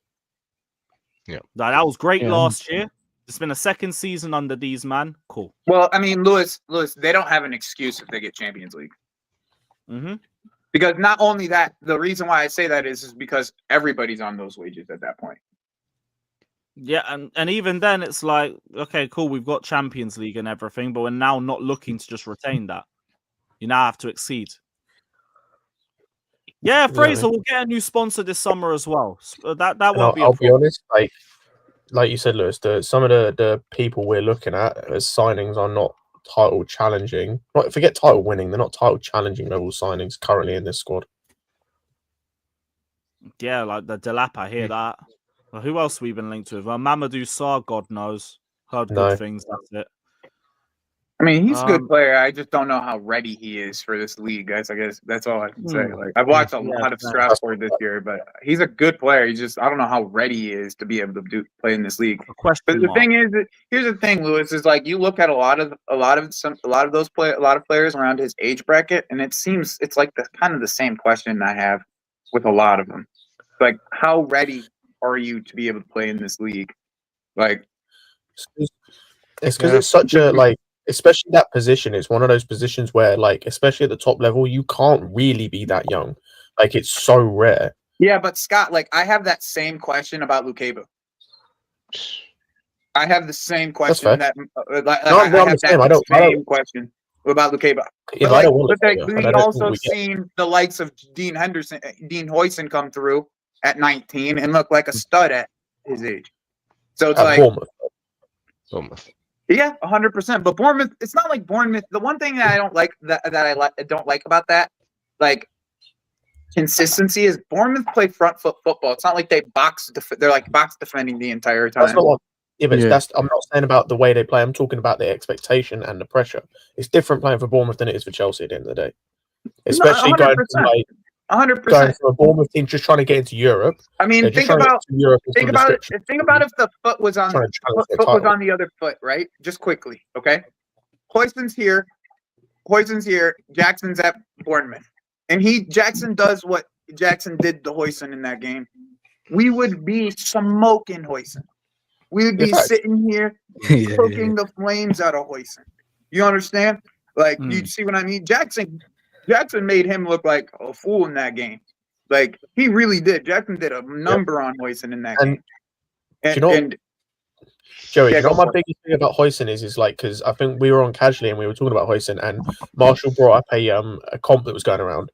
If you go and watch that comp, at least half of it are clips of him passing. Yep. Because that's what they want us. That's passing. Bro, it's the same shit I saw with Colwell. But that's I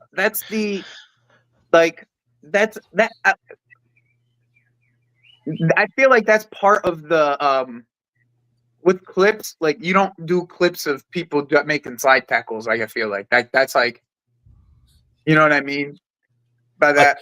I get you, but I feel like for defenders, I think he's a good defender. Don't get me wrong, okay? And like, we're gonna be we're going to be tied in a tug of war with this kid all season because I don't think, but I think that it's going to be a similar Euros type of situation.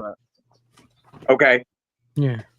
Freaking Real Madrid just puts the hammer down. We know Huijsen wants to play for us.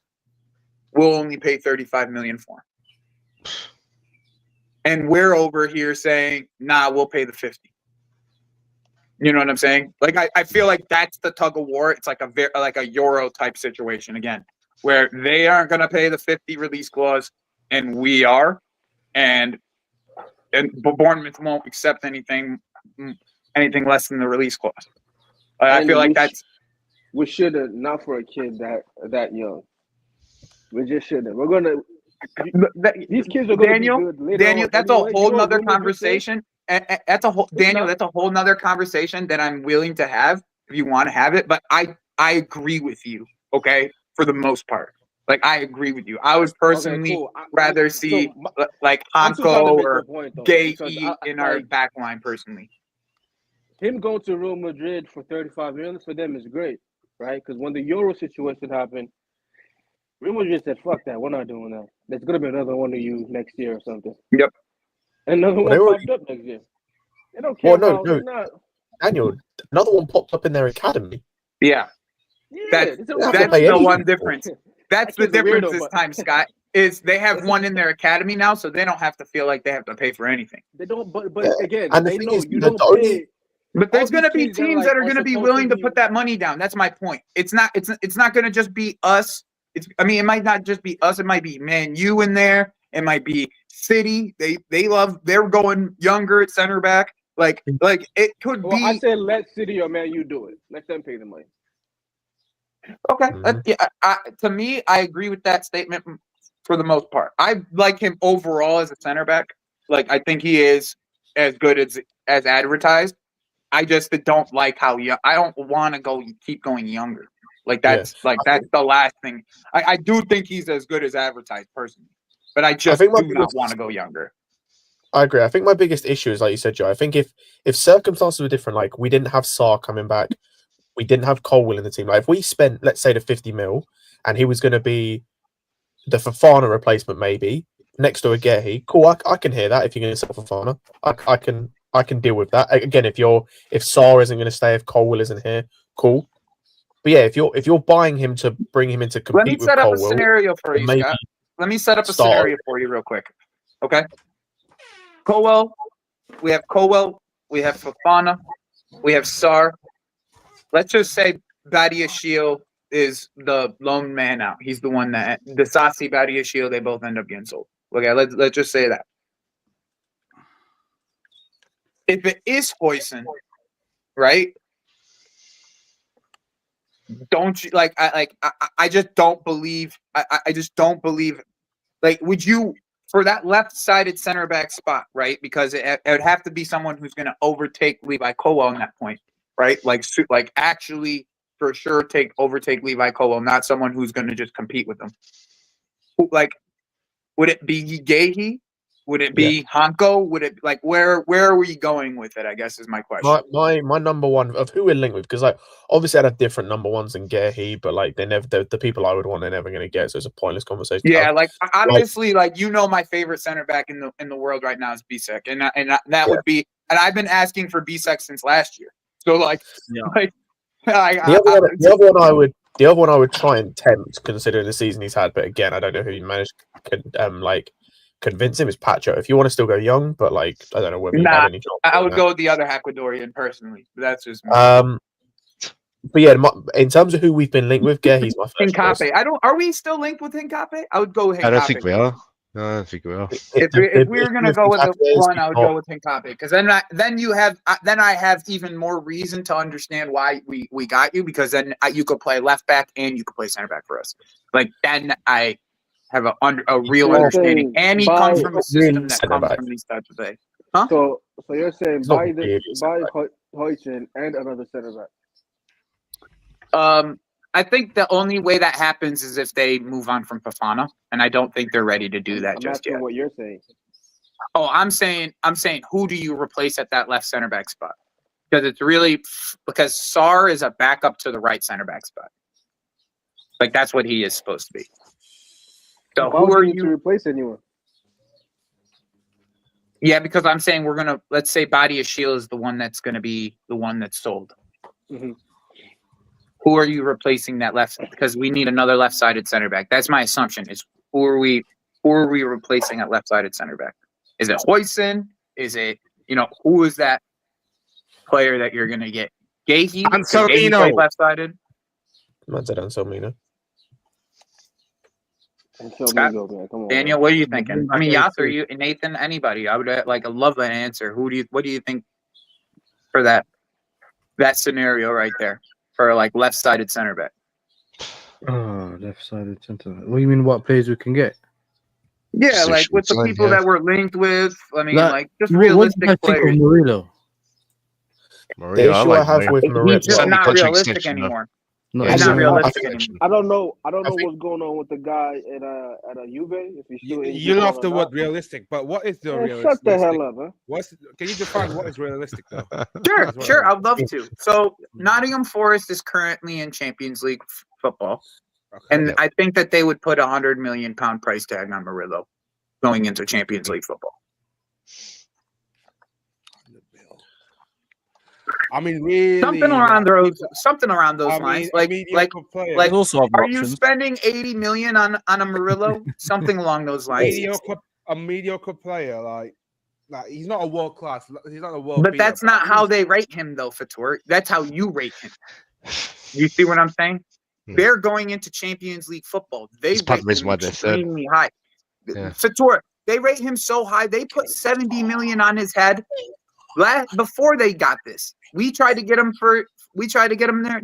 Why are you acting smart? There's nothing to be smart about. I'm not acting smart. I'm just looking at the price. Like 100 mil for this day and age. But that's what football is now. Prices are inflated. Premier League tax and all that. Didn't you see the dibbling for 100 mil news?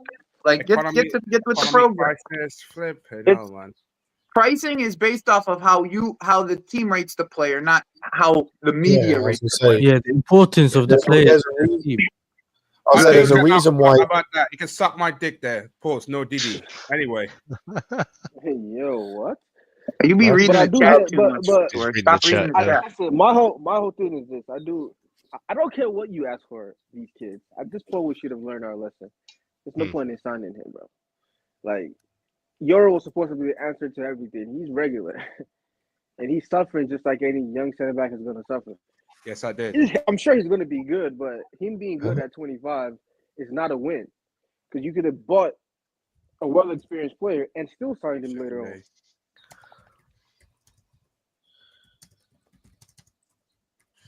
To me, it's really regardless, man. In this day and age, I hear it.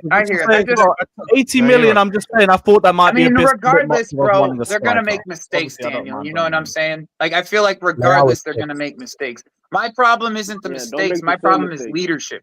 Like, there's a lack of leadership back there.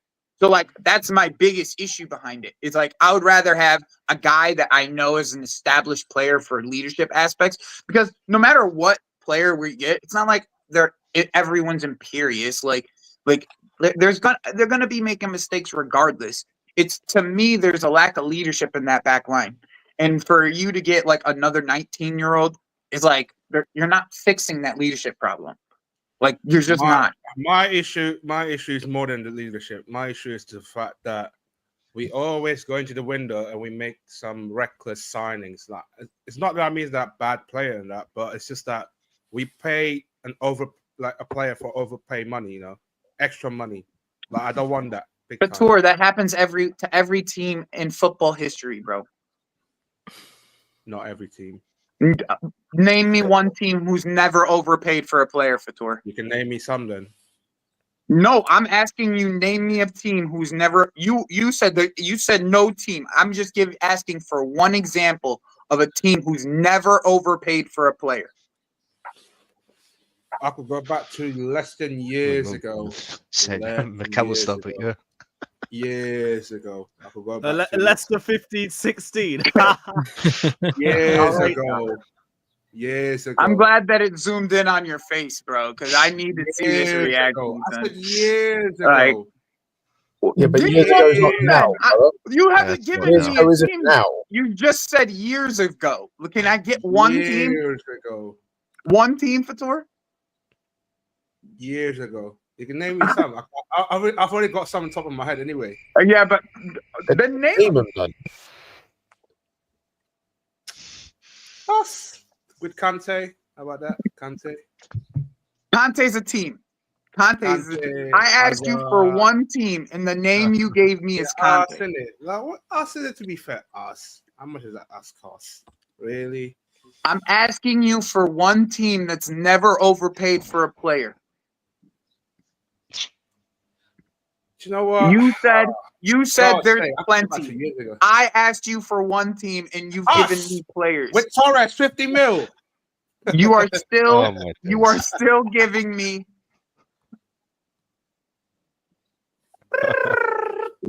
Bro, I'm sure I don't know what type of drugs this kid takes, bro. Like Like there's another level of drugs. I Hey, smoke weed. Okay, I- I'll tell you hey, for I'm free. just second I layer smoke weed, like, weed. hey, This everybody is smokes not weed, anyway. bro. Everybody smokes weed anyway. Everybody smokes Yeah, weed. but this is not weed. This is something else, son. There's something else wrong with this dude. I don't know what type of level of comprehension that we have here. But I asked him a question. Hey, I based can't off lie.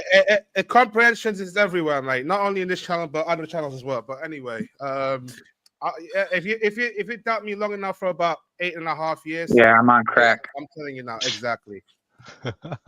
Yeah, classic Fat Roselle. Yeah, but suck your mother there.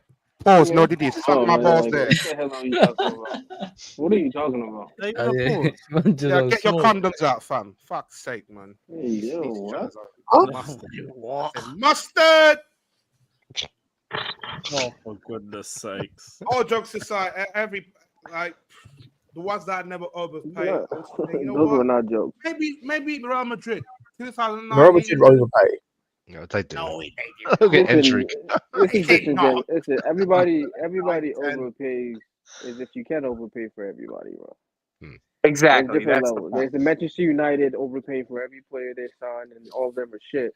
Like 100 million on Anthony is just diabolical work. But then to double that up on like, and then to sign in Xerxes for 50 million, and double that up, and you're signing guys Højlund like for Højlund for 72. 80 million. You see, that it's like a repeated level of ass. Yeah. One time is cool, like, oh, you fucked up, that's cool. Like, oh, you signed Mudryk for 65. Oh man, damn. And then you double up that signing Mudryk. Come on, man. You can't sign Mudryk and then sign guys like Sancho. These guys are terrible. To me, at least. To me, I know some guys love these guys. I don't like any of them. Oh, Real Madrid still owe us some money, to be fair. What they got to do? What does that have to do with what I just said? From what now? Hazard's retired now. I still isn't he? Hazard. They're still need to pay some. But did they amortize it for like 10 years or? Something Yeah. like that. Yeah, you just trying to All rob these them. clauses and shit. Yeah. I don't know. So, yeah, they still got some money. They haven't paid yet, to be fair. Fucking mad. Because it just depends how much you value a certain player, innit? Like that's So why you do end we up think overpaying. Santos gets a new contract or no? Santos. Yeah. The new contract. And you know he's making like 5,000 a week, right? Oh, fucking hell. Okay, yeah, maybe he will. Maybe he will. Yeah, he definitely will. Ain't gonna hold out for much longer. Fuck that. But hey, maybe, and then he gets a 2-year extension on top. It'll probably be dependent on how his season goes in the Prem, though. Oh, jokes aside, what happened with the goalkeeper stuff? So they're gonna pit them all against each other in the summer. Although I don't get why. Like it makes sense just looking at everybody. Loan Pender's out to Strasbourg or another top 5 team in a top 5 league. Petrovic and Jorgensen compete for the spot, and just fuck Sanchez off and let him figure it out. Why Man, are they always doing this Man, just put him in overanalyzing one stuff? boxing ring, you know, and just give What him are the they glove. doing? What are they looking at? Honestly, what? What? It's just like it's obvious that Petrovic. Sanchez, they're trying to recoup his transfer value, but just give up. Give up. Like This is where I have like. I mean, they don't have to recoup his transfer value. You just break even now. It's probably like 10 million that we owe left on it. Like, just go break Oh, even. that's- Like Bro, I that, don't know it's when- nothing. I don't know where you're selling him for 10 mil. I don't know. But even if you have to take a 2 million, 3 million loss, bro, fucking do that shit. That's what I'm saying, bro. Like, just send him. Just Send do him that shit, bro. Get that dude out of our club, bro. For the betterment of our mental I think everybody would. I think there's like a very separation between our fan base. But if that happened, I don't think there would be a separation between our fan base. I think everybody would be happy. United. If we like, everyone would be happy. There would nobody that's part of our club wants to see this guy continue in goal. Plain and simple. If you do, you're an enemy of progress. Daniel, I'm speaking to you. I'm not even going to look in the chat. Daniel, I'm speaking to you in the chat. I know you're in there. I'm speaking to you. Not you, Daniel upstairs. He's in someone's bedroom right now. brother. Isn't it? Like, leave Daniel alone. He's in someone's bedroom anyway. I know it ain't me. It's the other day. No. Yeah. Mommy's boy, isn't it? Mommy's boy. But anyway. Brother. Yes, Alex. Send Sanchez to Afghanistan. I don't mind. Pay his flight there. Send him to Gaza. Yo, Alex. What's up, man? Yo, I heard that the owners are gonna sue the CPO, man. Oh my God, you heard that? Wait, what? What? The You heard owners that? are going to sue the EPL. What did I miss? No, it's just a joke. I saw him in a space, so I joined the space and I was listening. And Mustard. I heard. I'm not going to say from who. I heard. I gotta head out. I big up What Joey. do you mean? Man. CPO. Those usual suspects. I just remembered it when you popped in. That's hilarious. The thing is, like, we try to apply American laws to foreign countries. Like, out there, you can have 75% votes. This is not democratic. This is what Russian government does. So how CPO can ask for 75% of votes? This is not democratic. This is, I mean, we're not heard that low. Alex, refresh quickly. You got the You robot sound like mic. a robot, bro. Yeah. A little bit of the robot mic. They kidnapped Alex. Oh no. What? I thought they kidnapped Alex and that. Someone said that in the chat. Flipping. Wow. So is it the owners suing the EPL, or is it the Chelsea Supporters Trust going to the EPL about the Vivid? I think it's Chelsea supporters. Going on. The Chelsea. They were just saying like Chelsea. the owners will sue the CPO. We'll sue the CPO and they will basically. Yeah, good luck. Yeah, Which good luck with that. obviously I don't think it's gonna happen. I just thought it was funny. Well, the only thing I was asked. I was Oh like, yeah, you- shit, Alex, it's got worse. Alex, It's still you might- robot. Fuck. Yeah, bro, it's got worse. Yeah, give him a sec. He'll be back. Oh, okay. Hey, good luck trying to sue the CPO. That ain't gonna go anywhere. Nope. I don't even see the point of that. And even with the CPO trying to go to the Premier League about Vivid seats again, good luck with that. They should How, have already how known about about now? it. How about now? Yeah, better. Yeah, better. That's good. Well, the general question asked: Are you saying that our ownership will forcefully make them sell their company, which means like what in the business? When one business takes another business by force, what is that called? Hostile And I asked them, Hostile takeover. hostile takeover.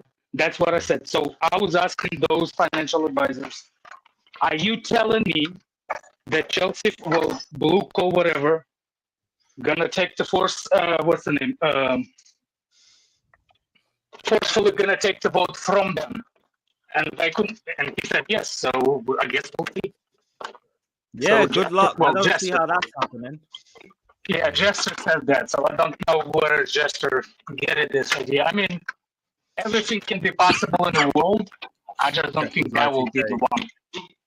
I think if they could sue the pitch owners, Roman would have probably tried that himself. See, Roman, the reason why they're saying that, like Dan, that the business advisor, another one, what I actually see, I can see what Jester's saying more reasonably than I can see what the other Fratu's saying. The Carlito. Carlito. Carlito. Oh, Yeah. You mean He was you mean saying, that Carlito crackhead? Okay. Oh my God, Fatou, you don't have to say it. Nothing, Fatou. For a second. I have He to was because saying- sometimes, yeah. He- No, I saw hold on a it second. when he said something about that stuff online. I was like, yeah, he chatting shit, man. Flipping out. That was in the space when him and Jester was. Like I said, Oh, that Gen space, yeah. Jester actually saying the right thing. I just don't think it will happen. Like, this is what really business, what they do. The question is if it will happen. So Jester at least saying the right thing. The other guys was blaming CPO, saying you are non-democratic. That's what he's trying to say. Democratic into the business perspective. That was the laughable part. How are you saying Even then, that? like, Clear Lake ain't given any proposals to them. Yeah. No. Why is it has to be a democratic approach to a business thing? Like, can somebody explain it to me? Like, you know what I'm saying?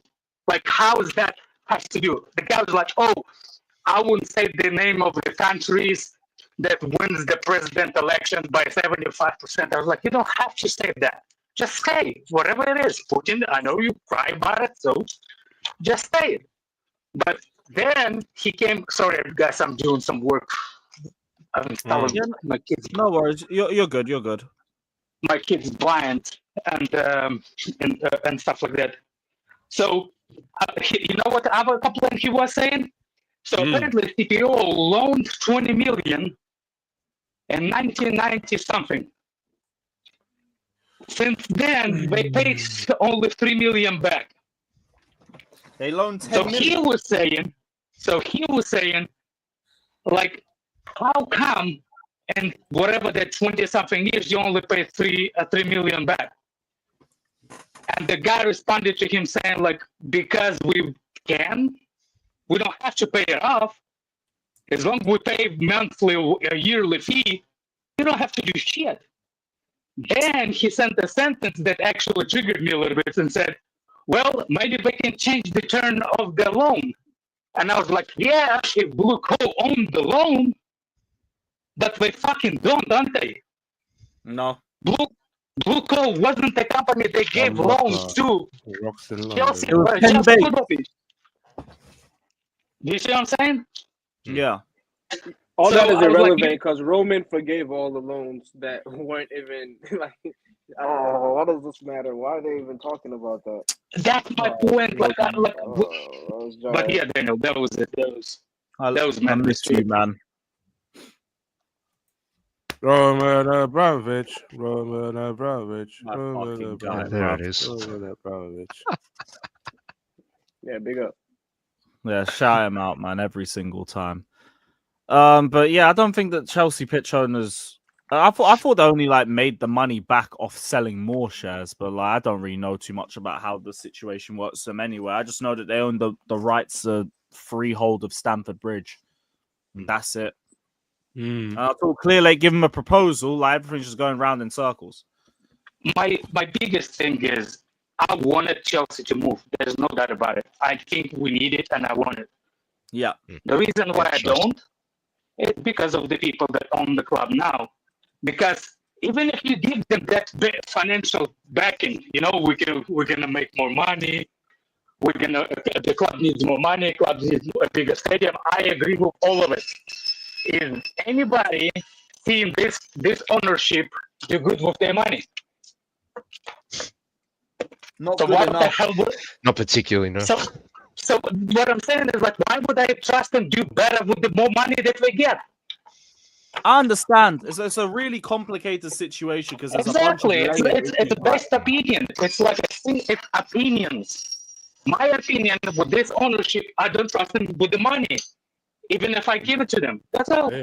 Yeah. But that's But why I do think want a bigger ultimately- stadium. I think ultimately the happy medium that you'd have to find is to keep the CPO in place while moving stadiums. Yeah.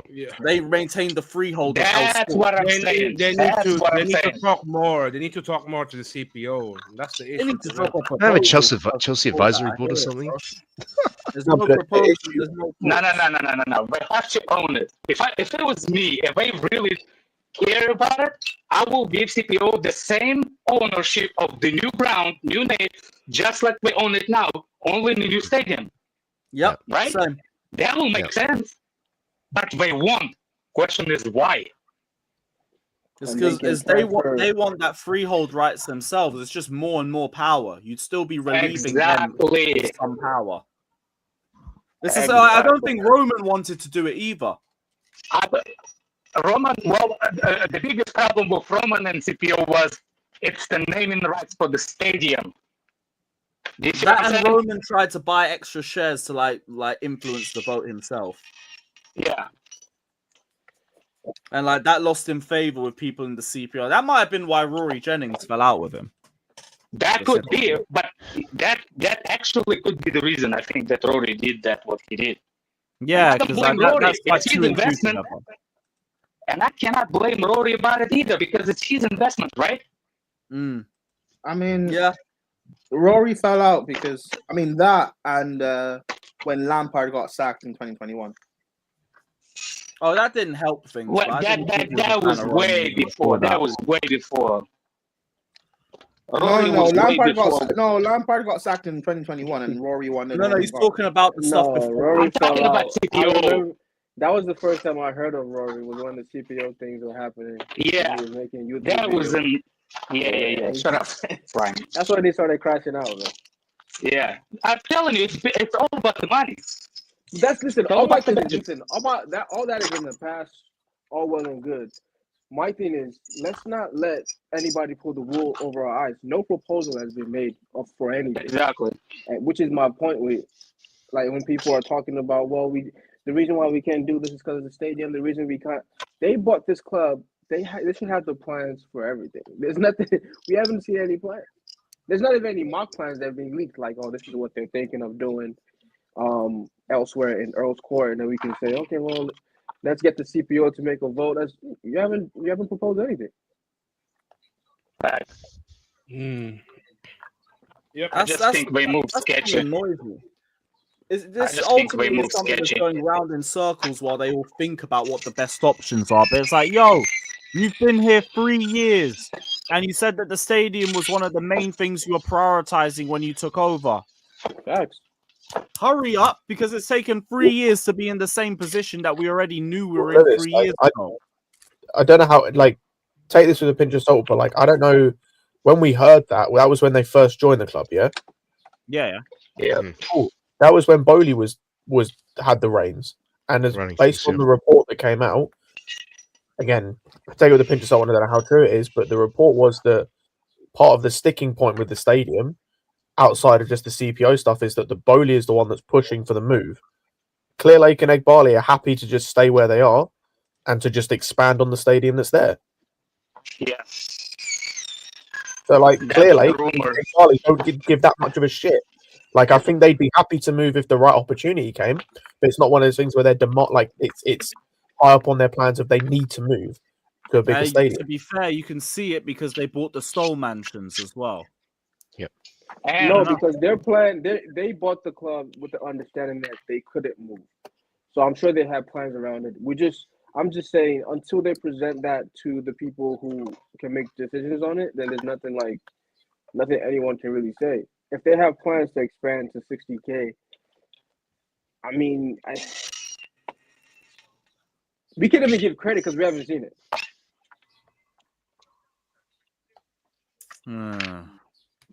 Yeah, you know what? This is another load of consortium bullshit where you need a bunch of different people to agree on a certain topic.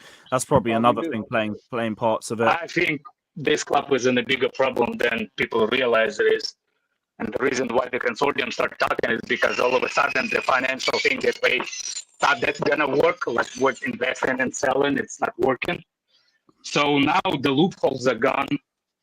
Now we're talking about the thing because I heard, I don't know if it's true or not, but if we build a stadium and stuff like that, I think that I'm not saying it's 100%, that you can actually get the Liao from FFPs and all that because you're improving the stadium, which is business. You know what I'm saying? Like you improving the business part of this of the Yeah, it's not like squad building Premier or League. anything. It's different. Yeah. You see what I'm saying?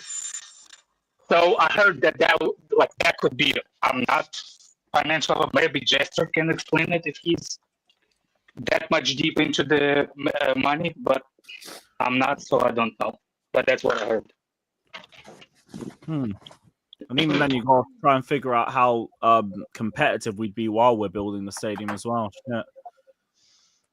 JC, your best bet is to try and get into the neutral ballot for UEFA because it's only going to be members and season ticket holders for Conference League final tickets. I'll be so real. It'll Yeah, be near good luck impossible with for that. you to get that. Good Yeah, luck with near that, impossible, man. Sorry. Yeah, you can try through the neutral section. That'll be your best bet. Or if you really want to do the resellers, but you're going to be paying that's going to burn a fucking hole in your pocket. A mad one. So I wouldn't personally. But yeah, shit. God knows what happens to the stadium situation. That's just going to keep dragging for the next year or two while we try and figure it out. But the good thing is, one thing we do seem to have figured out is the whole Strasbourg-Chelsea situation. If we both make Champions League, we should be relatively good. We just won't be able to make any loans in between clubs. Matissa Mugu got to find a new club, and bar that, we'll bring in all the rest of our players. And everything else is fine. No, That's that's not true either. If Strasbourg qualify for Champions League, then Chelsea cannot get the 5th spot.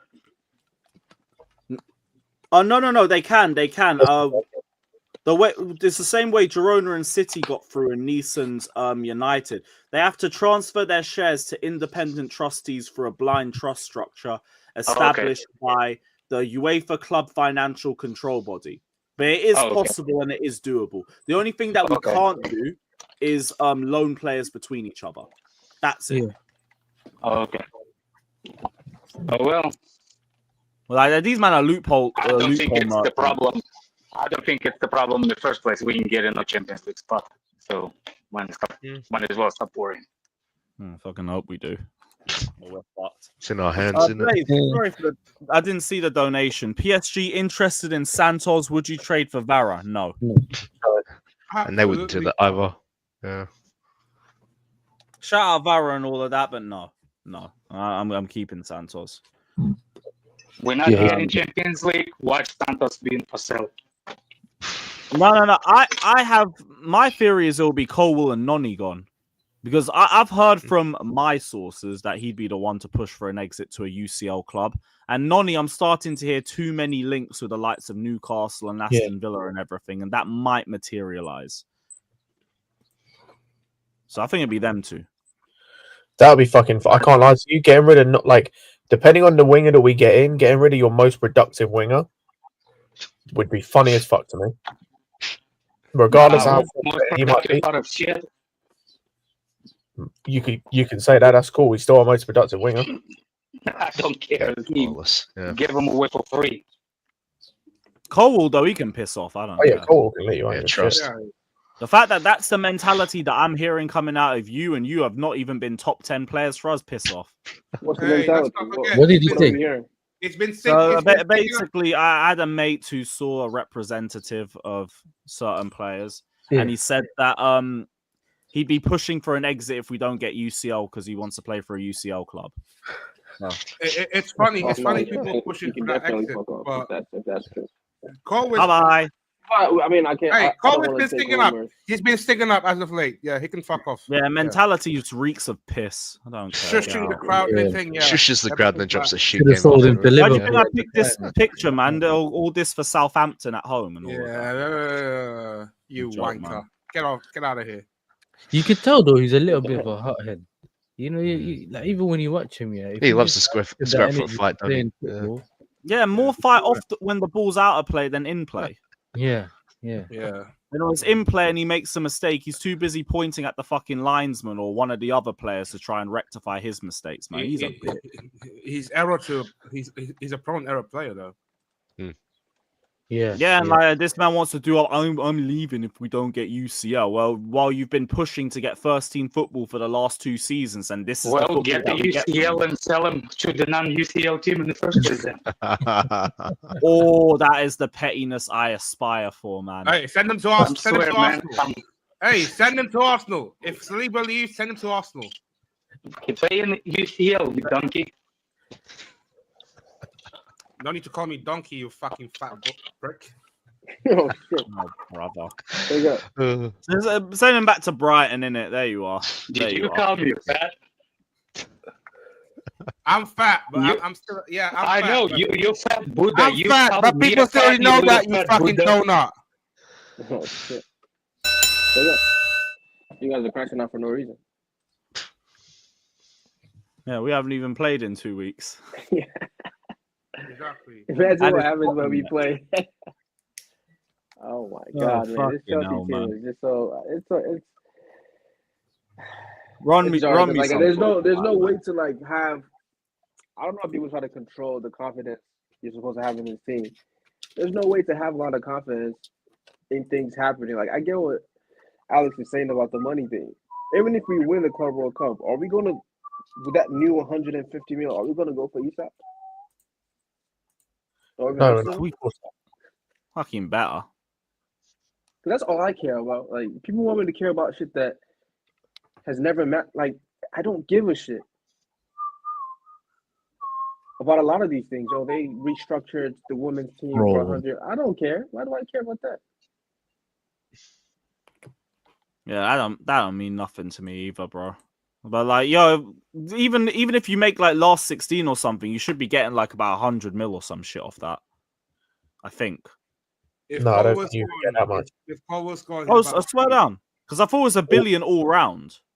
Yeah, no, so it's $1 billion all round for like the whole for all the teams. Yeah. So like we even get less. I saw. We even get less for being in it than we originally thought. Like I think we originally thought it was 50. It's not. It's like 30 something or 20 something. Yeah, not great then. Not great. Something. Okay. That's the start, and then if you get further and further, I'm sure you get. I don't know what it is. You can get up to 100 mil by getting. What is he on about, Chelsea fans? Talking about yeah, here we go. So he got a new agenda. It's the most we can earn in prize money for winning the whole thing is 97 million. That's the question. That's fair enough. You know how you judge this ownership? How many players you will actually start in 11 saving this team, and how many you need to improve it all around. The only people that I counted maybe 4 players that I want to keep. The rest of them can fuck off. In 3 years. That's the mad part. Palmer, Caicedo, Cucurella, and figure out the last one.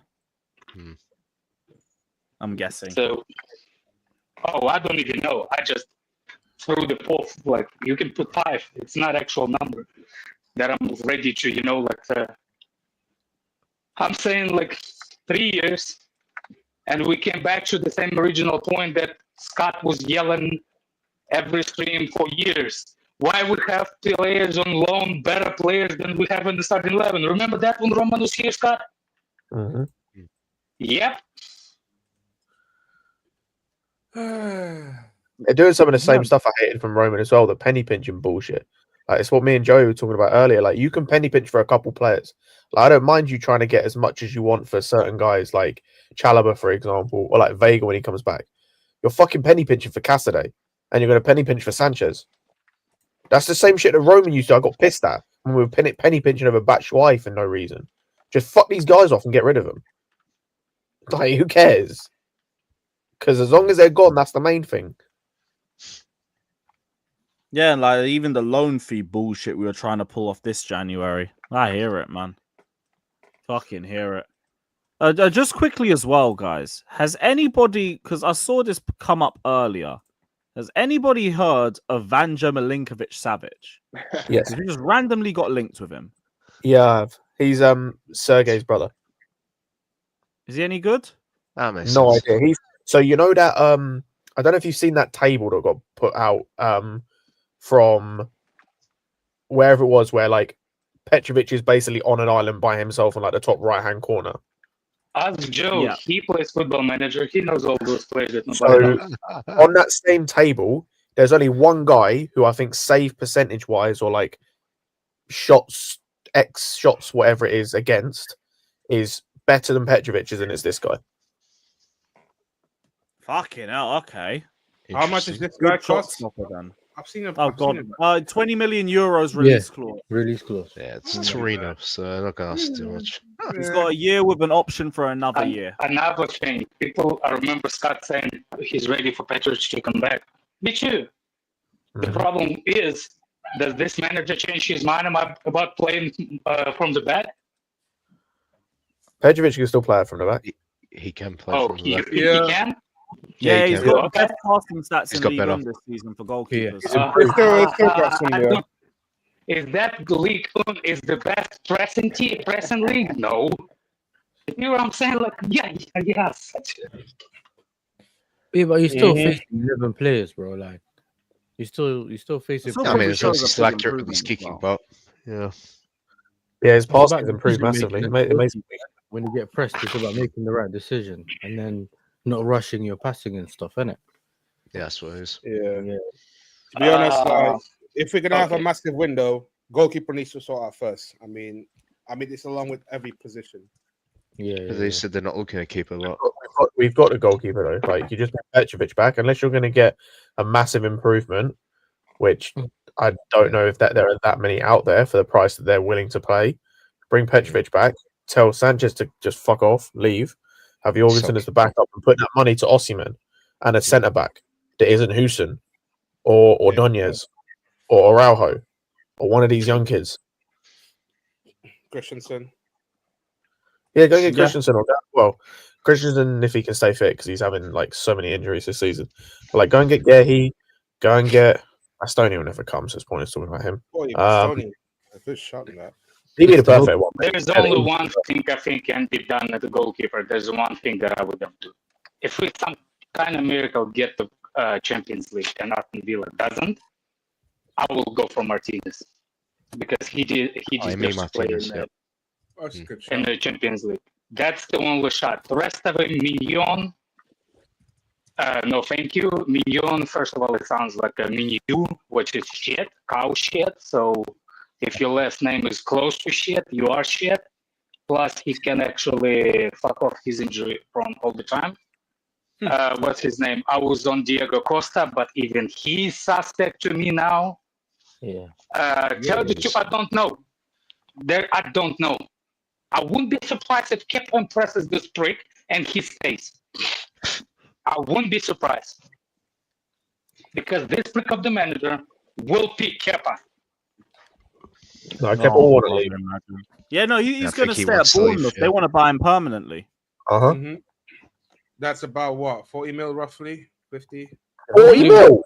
We Huh? don't ask us for 16 we're million. No, I Doing mean, like, in crap, terms man. of if we get some players selling it in the summer, like how much we talking Oh, about? overall. Okay. Overall, yeah. Oh, we can get more than 40 mil over the summer.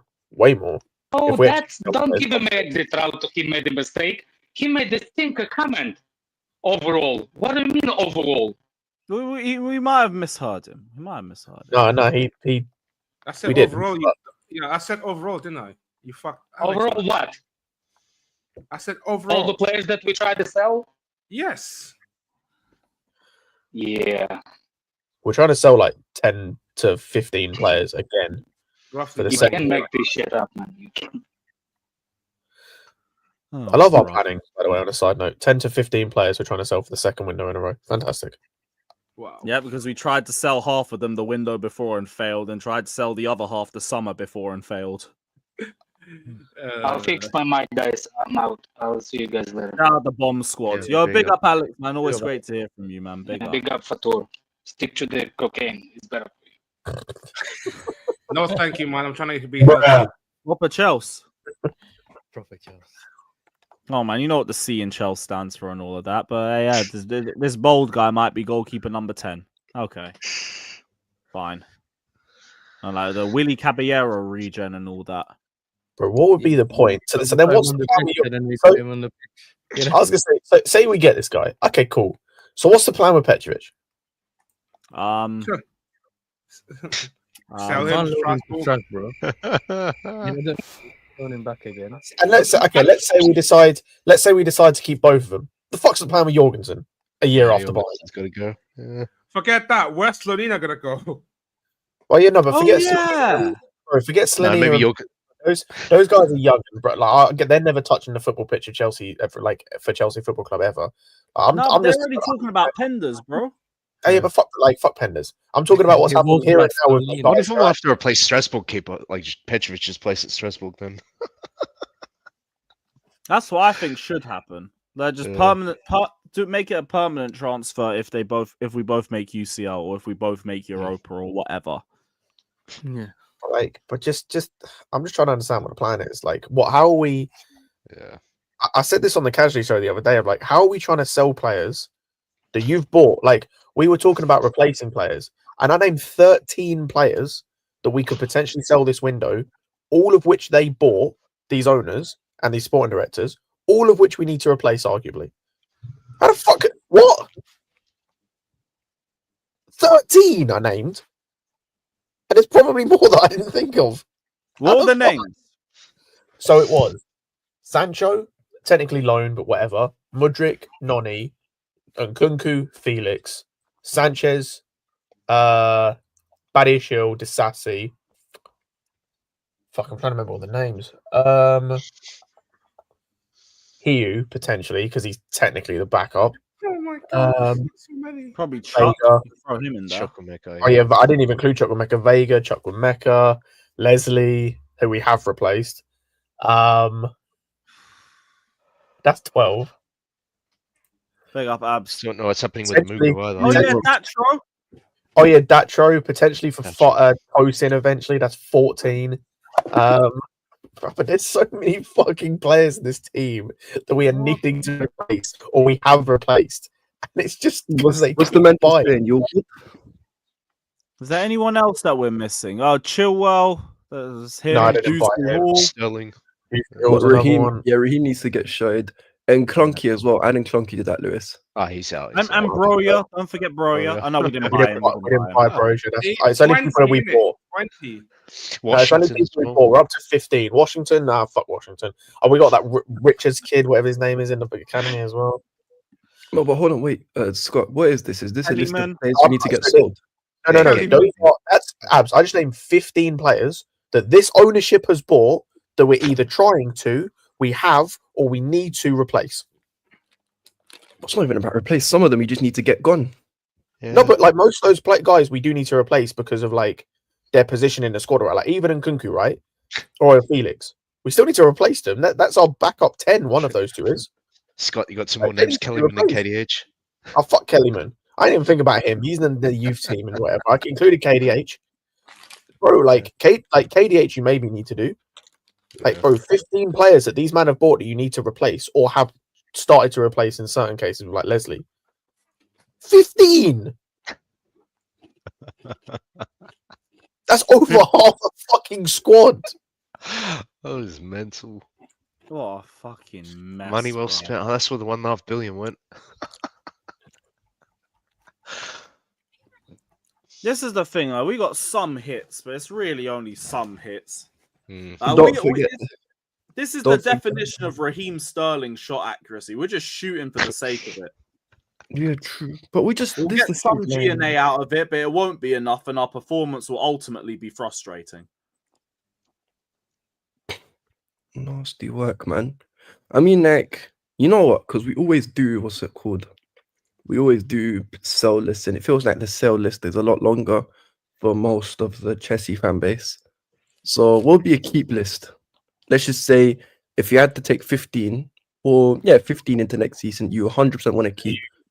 In fact, no, 15 is too many. 15 is too many. Let's just say, I don't know, as many as you want, but players who you would keep based on circumstance. Or are we including loan players?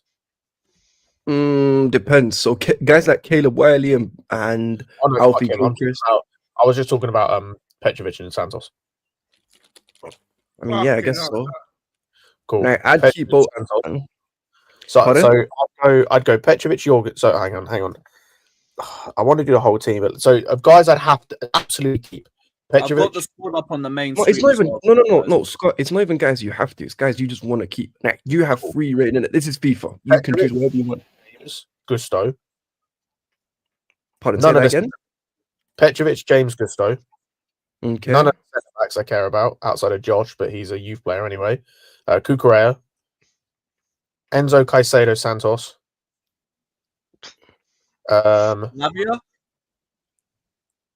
Lavia for me is just an injury thing. If you can make sure he stays fit, then yeah. But if he's going to get injured, then no, he can leave. Palmer, Jackson, and I would keep Madueke. And just because you can't replace that many wingers, I would keep Neto. That's it. Well, I agree with quite a few of it. Oh, Quite and a few Esteban, of it. obviously, that's 12. Yeah, I agree with a few of the names you've kept, except for Zoolander. I'll get rid of Zoolander. What's his name? Lander again? Neto. Oh, fair enough. I'd get rid of him. Obviously, I'm not really keeping many of the attackers. I don't mind keeping Jackson. I'd keep Cole. What's it called? I'd keep Noni as well because he's the best winger at the club. But at a long stretch, I'd keep. In fact, no, Tyreek's youth play doesn't really count. Hot take: I would want to keep Carney because I do see, what's it called? I do see what Carney can bring to the team. I'd keep Enzo, Caicedo, Leslie. I'd get rid of Lavia, and what's his name? I'd keep Andre as well. I'd keep Cuckoo, keep Josh, just because I don't know. I guess you need depth at centre back. I'd keep Tosin. Like, he's not amazing, but he came for free, and he's not exactly the worst. He's not the worst one we've got. There's worse centre backs at the club than Tosin. I'd keep James. Gusto I can take or leave. And I'd keep none of the goalies. None of them? Oh, fair enough. Well, what's his name? What's my man's name? The one who's up. Penders doesn't count because he's a U. Sanchez is dross. Jorgensen ain't much better. And Petrovic, my eyes don't lie to me. Last year, I did not see a good player like that. Maybe he's improved a little bit, but based on what I saw of him, nah, I'm not a fan. Fair enough. I'd keep Petrovic. Petrovic, Jorgensen. Only centre back I really rate like that is Fofana, and he can't stay fit for the life of him. But I'd keep him.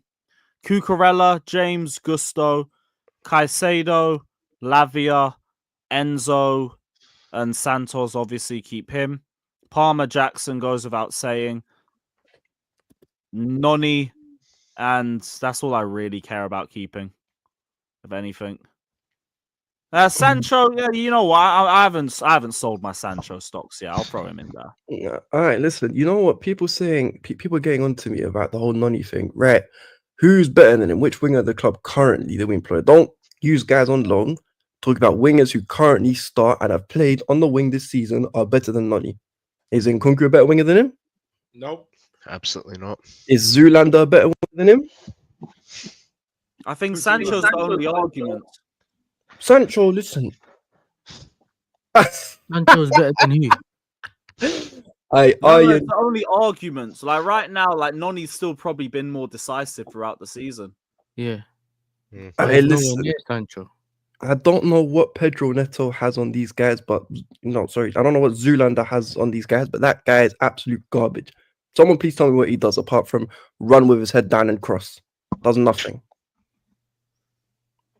His crosses don't go to anyone, by the way. His crosses, if you don't have a number 9 in the target inside the box, you can't do anything. Yeah, yeah. So he's not an amazing. So he's not an amazing crosser then either, because I know some people who can pass, who can make decent crosses on the floor. You don't have to play what's it called. Not every cross is just a looping one that goes high. Aerial cross, yeah. Sometimes ground cross, whatnot. Exactly. So I've seen some good low crosses from him that players just haven't got on the end on. To be fair, Yeah, Well, Carlo, particularly I think you're on agenda. yeah. Wavy NAJ, everything before he joined Chelsea. Let me tell you what he did. In 5 years, not 5 years. In 3 years, the guy scored 4 league goals. That's everything he did. Whoopie do. Let's give him a round of applause. Fantastic work. What is it all about GA though?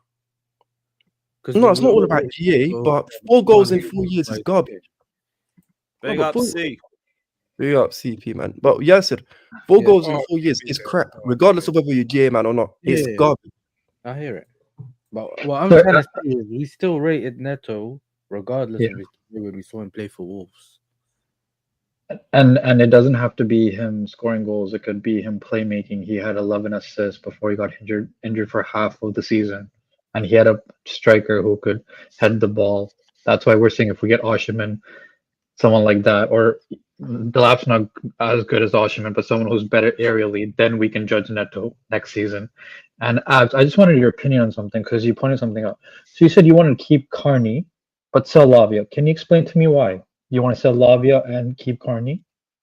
Well, Lavia, what's it called? For a start, Lavia is normally less available than Carney. So Sorry, what? He is. It's a fact. Lavia is injured. Lavia plays less games for Chelsea than Carney. He has. Lavia has played less games than Carney. Why do you want to sell Carney's my hot take because I still believe in the talent. If he goes, I understand it, but I'd personally keep him because I still, Lavia hasn't played as much as Carney does. But couldn't that argument be made for Lavia too, bro? Wait, hold up. You know what the funny thing is, Fats? One guy's been here. Wait, Carney was bought 2 seasons ago. Lavia was bought last season. So of course Carney's gonna play more fucking games, even if they had similar injury histories, because Carney's been here longer for Chelsea. The season before Lavia joined us, he played 36 games. All right, cool. CP, do you want to compare their first 2 seasons? Let's keep it fair in it. So we're not going to compare their whole time. Let's just compare their first 2 seasons. So season number 1, Lavia played 1 game. Carney in season number 1, he played. Let me just pull this up real quick. He played 14. Season number 2, Lavia. To be fair, Lavia's played Played 9 games. Sorry, wait. No. He played 11. And season number 2, Carney's played 9. So all in all, when you factor it in, Carney's played more games. That's just a fact. If you compare, Carney had a few games and then he got injured again.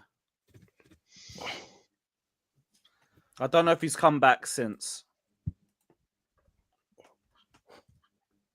So sorry, and how many minutes were those games? Because we can say games, but it's more about the minutes. So how many minutes for Carney? So Carney in the PL played 300. Lavia's played near as makes no difference, like the same amount of minutes in the league. Let me check this. So hang on, wait, which season are you talking about? Should we compare their 2 best seasons? Let's be fair. I'm talking what you were saying for Chelsea, right? Because before the Lavia played 36 games. That's what I'm saying. I'm saying that Carney's only had bench minutes. Okay, their 2 best games, their 2 best seasons in terms of availability for Chelsea. Shall we do that? Let's be fair in it. So what's it called? We only played 2 seasons for Chelsea. I don't know what you're talking about. I know, no, CP. That's why I'm saying I'm gonna be fair. I'm gonna be fair. Lavia. To Lavia, we're gonna use Lavia this season because this is the season he's made the most appearances, and Carney in his debut season. Okay. So let me just check this real quick. Lavia's Carney's played 3 more games and less minutes. Yeah, so Carney, let me just compare in the league. So in the league, Lavia's played 545. Yeah, I'm looking at it right now. And Carney in his best plays has played 345 and 14 games. And that's where the logic was. That's why I had to join. When you're saying I still believe in Carney when he's been injured for us longer, has played less for us in a season than Lavia, but you're gonna be fine. That's where I was like, this logic isn't making sense for me. No. He's played more games for Chelsea, but what's it cool? Because he's been here longer. No. By the way, being injured just because you didn't play a game doesn't mean you wasn't injured. There could have been games where he was left on the bench for the whole 90. We know this. Whereas Lavia, most of the time, when he's not playing, it's because he's actually AWOL. He's not fit. Whereas Carney, there's just some games where he's just not been brought off the bench. This is crazy agenda. No, but we know that wasn't the case. No, it was because there was some games where Carney was literally just, he was on the bench, didn't come on. Now I've literally got a game for you right now. Can I tell some games since he's started for us for Chelsea in 22-23? He missed 4 games from hamstring, then 1 from flu, then 8. This is all 23-24, by the way. Okay, he missed 1 game, 8 games, 18 games, 1 game, 4 games, 2 games, 5 games. He basically missed the entire fucking season in 23, I was gonna 24. say, Abs, that season we're talking about, by the way, there's only 4 games where he was on the bench for it, he didn't come on. Like, Yeah. he was out, he missed. Yeah, that's what's that? So if someone has a calculator, he missed 24 days, 16, 9 bro, he games. missed 16 games Hold on, for let me knee. just- let me- let Then me- got let an me get ankle the- injury.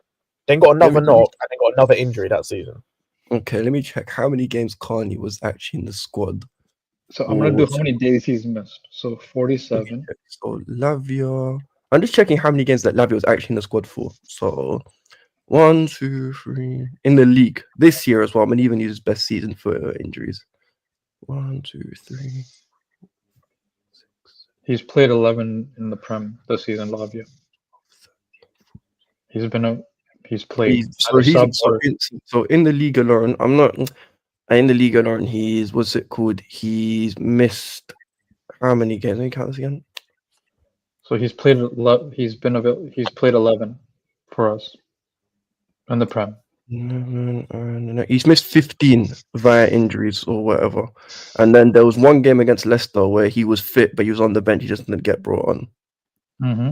Okay. So with Carney last season, Carney in his debut season. Let me check. He already missed, through one injury, missed more games than Lavia did. Wait, are we talking last season or his debut season? Because in his debut season, there was no. In his debut season, he was just there were. Hang on, 1, 2.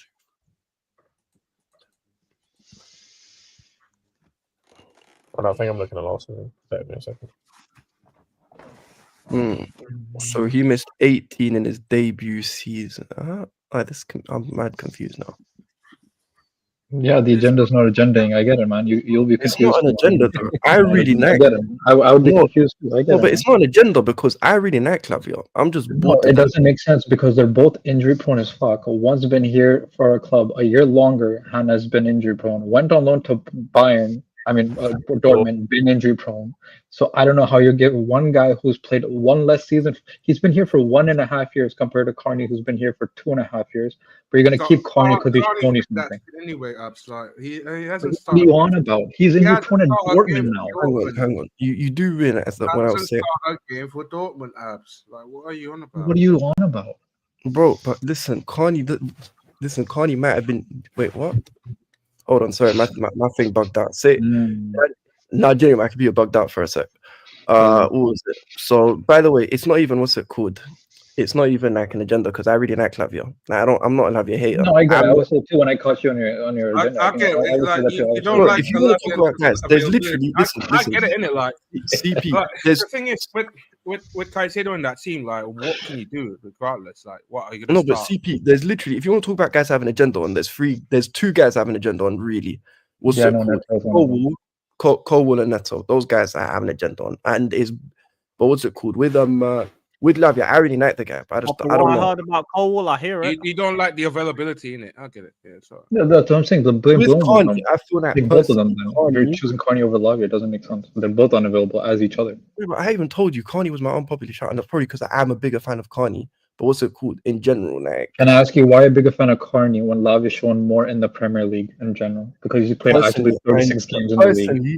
Carney came here for free from Aston Villa. No, he didn't. We paid money for that. We paid money for Carney. We paid 20 million. But we with paid 20 million for Carney. I don't know. With Carney, I just prefer midfielders who play like him. I like ball carriers. And with Lavia, I feel like Lavia is obviously he's good. I'm not saying Lavia is shit. Just personal preference, innit? Like, that's the thing. Your thing with Carney, though, is that you still see something in the player. Yeah, and I also feel like he's not been given as many chances as Lavia in terms of. Ain't that the same breath where we clearly see something with Lavia? And Lavia's played more minutes in the Prem because he's played 36 games in the Prem, and you can say he's shown more compared to Carney, who got bench minutes, sub minutes for Villa, for us, and for Dortmund. Bro, by the way, not being injury prone. Bro, it's when you say that the same logic used for Carney, you could lose for Lavia. Lavia, exactly. We never seen the potential of Lavia as a starter player for 90 minutes anyway. Yeah, not for Chelsea, but we have for When Southampton. was He's the played last time? Southampton, When was yeah. the 2 years last ago time? before he joined us. Before he When joined the was the season last before. time we seen Lavia play 90 minutes? I just told you, buddy. I told you Southampton for 36 games for Southampton before he joined us. The season Not before we for bought him, he played. Southampton, you fraud. It's Chelsea. I said Chelsea. For Yeah, us, what- he hasn't, but neither has Carney. Exactly. Lavia barely played. I mean, like, he's basic. Like, to say he's not done 90 minutes, he did an 86-minute game. Yeah. So he basically When- has When did Lavia do 86 minutes? The hell? against Aston Villa. Yeah, he's Villa. Aston I'm Villa. watching it right now. Yeah, Villa. When we won 3-0. That's, man, I thought that guy came off in like He played 70. 72 against Newcastle. He played 70 against United, and he played 68 against Arsenal, and 67 against City. So he's played. Regardless, like we Oh, have hang on, to- let me just check. How many games has he played for over half? Let me see. 1, 2, 3, 4, 5, 6. I could tell Carney's probably about what? Less 7. than. I could be Carney- wrong, but Thing is, I don't know. There's some games where like, let me check. yeah, see, go back to context again. Like most of the time, he spent on the bench. So Georgie, Like- take him back. how many times last season, like apart from Palace game, how many times we seen Lavia actually start alongside like Enzo or Caicedo? Apart from Last season, Let none. me check, let me check, Last let me check. season, Lavia made one appearance. He was There you off the go. bench against Palace, and he got injured again. Because he got Yeah, injured, yeah. that's because our terrorist manager. Nah, I can't. No, I'll be no, honest. it's our terrorist Yeah, manager. no. There was reports that he rushed him back for 30 minutes. From injury, yeah. Multiple reports, by the way. Multiple It's reports. not even that.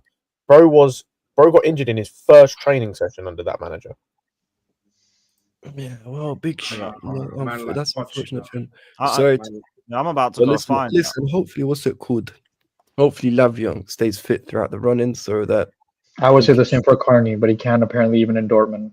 Carney, there were games where Carney was fit, but he was just being forced out this season. Like even this season, for the majority of the first half, he was genuinely fit, just wasn't How many given. games Carney played last season? About what? Less than Carney played a few. He got the thing is, Carney got really unlucky because he got his knee mashed up against West Ham, and he was really good. Carney played 9 games in the league last season. last season. 9 games. Yeah, here it is. In December, Lavia's comeback was being accelerated due to technical staff pressing for his return as they needed a midfielder, but the rehab of the player was not 100% done. There were some steps that needed to be taken, but the technical staff did not listen to medical advice. The player was injured again soon after the match. Life under Maurizio Pochettino. Bro, this guy went from playing the most minutes in his team to being injured in his first training session, then rushed back and then injured again. Missing the whole All this for 30 minutes against Roy Hodgson's Palace, not Oliver Glasner. Wait. Roy Hodgson. He played the most minutes at Southampton. Yeah. I think he had the highest Really? minutes for an under 20 He played player. 30 No, he played the most minutes in that entire Southampton team that season. Southampton. Yeah. That's why I refused.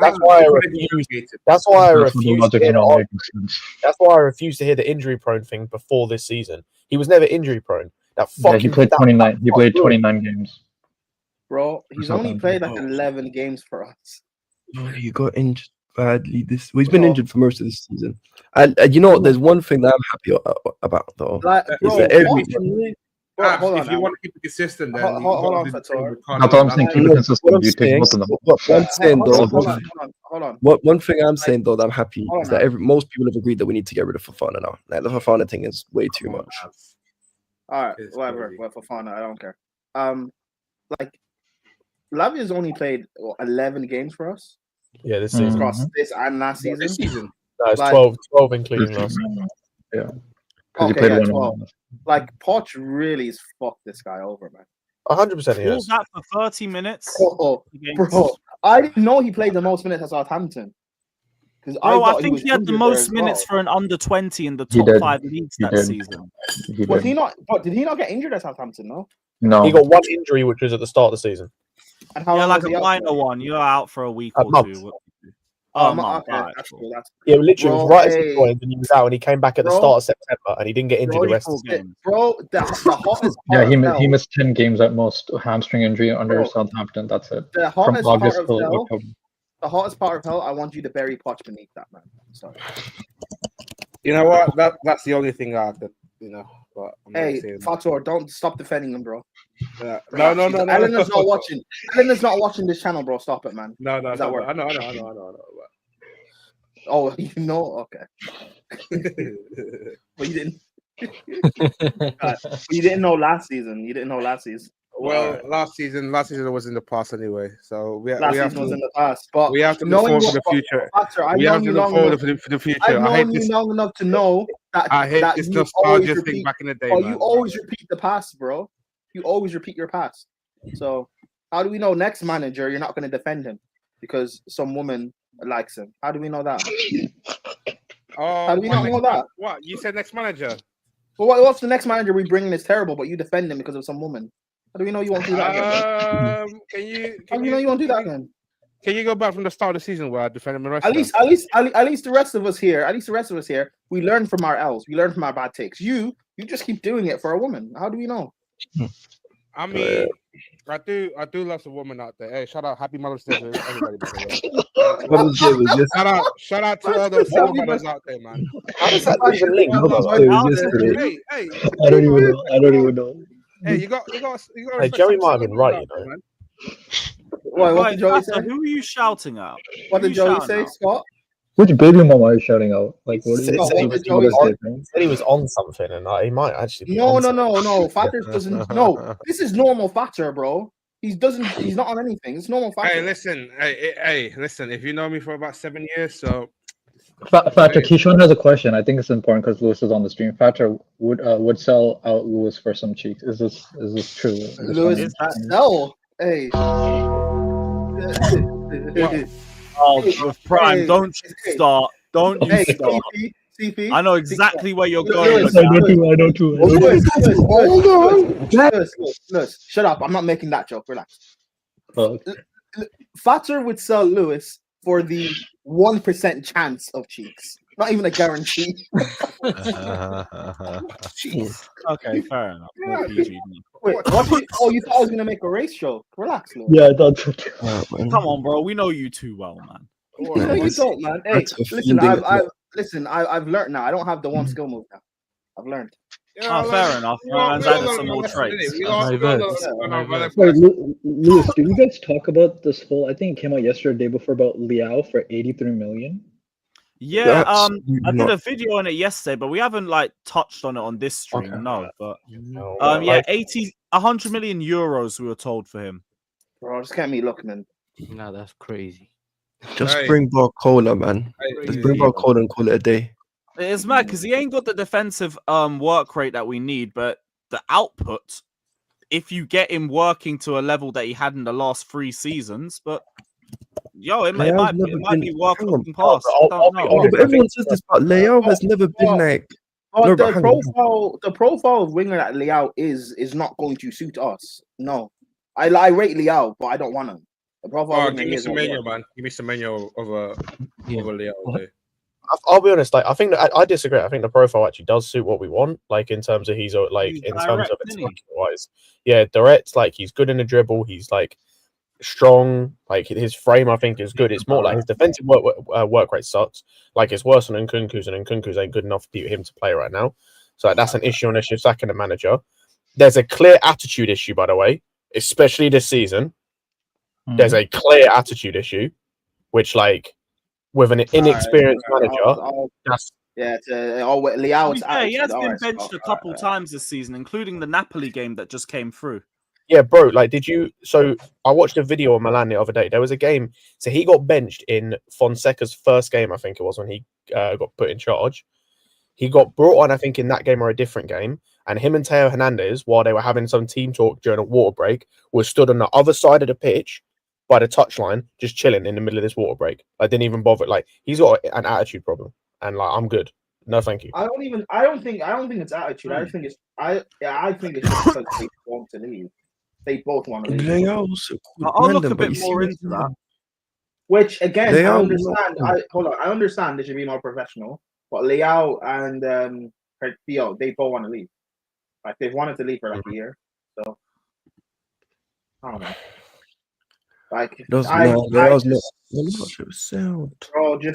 get me Lookman, man. Yeah, just don't get. Well, Yeah, exactly. now you want Lookman Prem. Now you want look. You said Lookman would work in this team. You said Lookman would work in this I team. said Ah, Liao logic. would. Thank I said you. Liao I would. didn't know that. I'm Pardon? already saying when I rate Lookman, bro. No. Couple I'm of not saying times. you don't rate Lookman. I Yo, know shit, you yeah, rate you got Inter Lookman. in a few days. I have to put that on. Listen, I like Lookman a lot, but I don't know. I don't think Chelsea will go over Lookman. I don't think they would either. But like, Liao, you know what's funny with Liao? Liao's cold. I like Liao. And also, well, the problem is, I do too, but I just don't. It's not I know working. I know Not Chelsea the fans best- won't like him in it. Not the best out of Liao. It's not going to work in this system. And I know Chelsea fans are just going to compare him to Madueke and automatically think he should. So no, No, I'd Leao's rather different. get You know someone- what is with Leo? Leo has X factor in it. Like he can, he obviously he can do a lot more than what's it called? Wavy, you rate Neto. Shut up, man. What's it called? Leo can score a goal out of nothing in it. Leo can, twine up a man and do, can do what you like from a winger. Unfortunately, though, the last few seasons, the last season in a bit in particular, he just not performed. So for that reason, I don't think It's mainly just this season, to be fair. And again, I No, just but think last year he wasn't saying much either. I just think it's because he's down tools because he wants to leave, which I agree is not professional. He shouldn't be doing That's that. exactly what he's doing.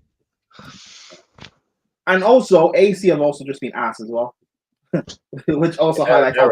You want to talk about a mess of the team? Holy shit! Yeah. Of what? The AC Milan are a mess from top to bottom. Yeah. I thought they were the Oh, eighth or ninth. I looked into the Napoli game yesterday. They were awful.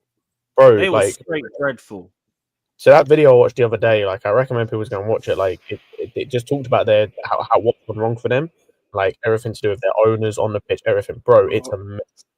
Since It's Maldini left, Oh yeah, aye, send me that video, Scott. I'll give that a watch later. since like so who won the league? It was Pioli. No, it was. Oh, sorry, Yeah, Pioli. Pioli. I think it was Pioli. Yeah, it was Pioli. Yep. Yeah, and then what happened with him? He got sacked next season. I think. He got So he, fired. yeah, Yep. he basically like agreed to mutually terminate his contract early because he was going to leave at the end of the season, I think, but agreed to end it early. They got Fonseca in. That he basically got undermined from the start. Yeah, got undermined from the start. Had issues with like the squad and everything as well. Got sacked. He found out he got sacked, by the way, after everyone else. Then That's they like brought Roman Conceição in. They won that. What was it? The Crazy. Coppa Italia or the Super Coppa or something in his first game. Yeah. They proceeded to like I think win like one game since. They lost 3 in a row for the first time this season to Torino, who was it? It was Torino, Bologna, and someone else. But they're a fucking mess. They're an absolute mess. Morata left for Galatasaray and openly said he was a mistake that he went back. Or it was a mistake that he went there. Like There's and within all of that mess, Maldini is gone. Oh yeah, and Ibrahimovic is a Maldini, shit technical director. He's a shit technical director. What, Zlatan's the technical director now? Yeah, He's, yeah. Yeah, he's a technical director. They used to have Maldini and a couple others that made some good Let's moves sack for them. I know The sack- Maldini did. I What know the new Maldini ownership did came work in. for them. Fucking Maldini hell. was cool. Maldini was the reason why they got back into a decent-ish position where they were actually competitive. No, it was more Now than they're a decent rubbish. position. They won the title, bro. The Scudetto, yeah. Just what's so That's cool. what, yeah. Liao, the Liao ship sailed a long time ago. If we went in for him when we were heavily linked to him at the end of at the end of 2022, then he probably would be a Chelsea player. But that ship sailed, and it's a shame. Now there Oh, might well. be a chance to get him on the cheap. Maybe do a you take a player, we take a player for less money, sort of thing. Here's the thing. I'm just checking the stats for our wingers compared to Liao. So I'm talking about Neto and Sancho in specific. So they have 3 goals and 4 assists for Neto, and then Sancho has 2 goals and 4 assists. And Liao this season, even though he's not been great, has 6 goals and 7 assists. So this guy's 1 assist away from getting the combined GA of both those wingers.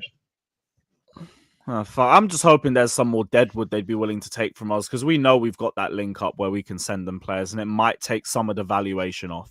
But either way, like I think if he can get the output from the last couple of seasons or like any point of the last 3 seasons, it might be worth even the lack of work rate because he will be so much better in the final third with that.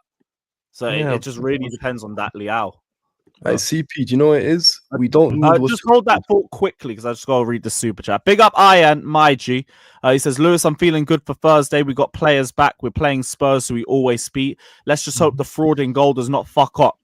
Come on, Chelsea. Bro, I have no worries at all going into Thursday. None at all. Even with Sanchez in goal, like they're just not good enough. And the way they play suits us so well with the players that we have coming back who are fresh and will want to make a statement against a weak as fuck Tottenham side with some of the worst records that they've had in recent history. I don't see how we don't win. I really don't. I think we should be making a big statement on Thursday. I completely agree. We're going to capture Spurs. Same. Yeah, I've got no fears at all about that fixture. They're scared about us. They hate coming to our ground. Even when we're shit, we beat them home and away. Why the fuck this time would it be any different? Anyone that's worried about playing Spurs are not Chelsea. Yeah, I'm gonna be so real. You don't understand this fixture. This is bullying. This is pest control. That's pretty straightforward. Listen, last year we had about 15 injuries and a bunch of GCSE youths on the bench as our bench warmers, and what's it called? And we dispatched off Tottenham like they were nothing. So, what's it called? I think we only lost against them. Was it against Potter when Potter was manager? Yeah, Potter. That's the only time we've lost to Spurs in the league since 2019. Ironically, Poch was the last guy who properly gave us a drilling as Spurs manager. Oh yeah. That Spurs team, we know how serious that was. Are you talking about when we had Conte when he decided to make us suffer? No. Sari. When we had Sari, and we gave us a hiding with him too. Listen, it was because you remember what was it? Trying to remember off the top of my head. That was the first game we lost under Sari. What was it? Was it Delhi who scored? Yeah, I remember Delhi scored. What was it? Delhi scored one goal where basically Kane did, and then Ericsson. Yeah, but Kane's one annoyed me because David Luiz ducked like a little bitch. Ran through the whole team. No, Sons was naughty, but David Luiz. Were we unbeaten up until that point? Yeah, we were. Yeah. We were unbeaten in the league. Were we the only team in Europe unbeaten? Yeah, we might have been, but we were the only team in England. No, that for sure. We were. I remember that record going around. Like it was Liverpool was still unbeaten at that time. There was a record going around that it was us and Barca and then I think another club who were unbeaten up until that point. Yeah, up until that point, we were the only team unbeaten. And what was funny is I think who is it we beat? I know we lost to Wolves midweek. And then what was it? And then we won again between. I'm trying to remember that season, but it's funny because we were talking about that season with me and a few of my guys were talking about it. The only reason why Sari gets loads of hate is because from December to around February we were garbage. But for most of us, it was the away record was crap and the football was boring when we weren't winning. Lewis, it's not even but that's what I'm saying. Listen, Lewis. I remember being around those fans on a game-by-game basis. That's what the narratives were. But Lewis, people. Yeah, but that's what I'm saying. In terms of actual results, it was bad. People turned. Remember in the space of a week, we it was 6-0 against City and 4-0 against Bournemouth. That was when people were completely done. That was also in between a 5-0 win against Huddersfield. But again, that was because the away record was crap. I think from that Tottenham game, I don't think we won an away game until March or something. Our away record was bad.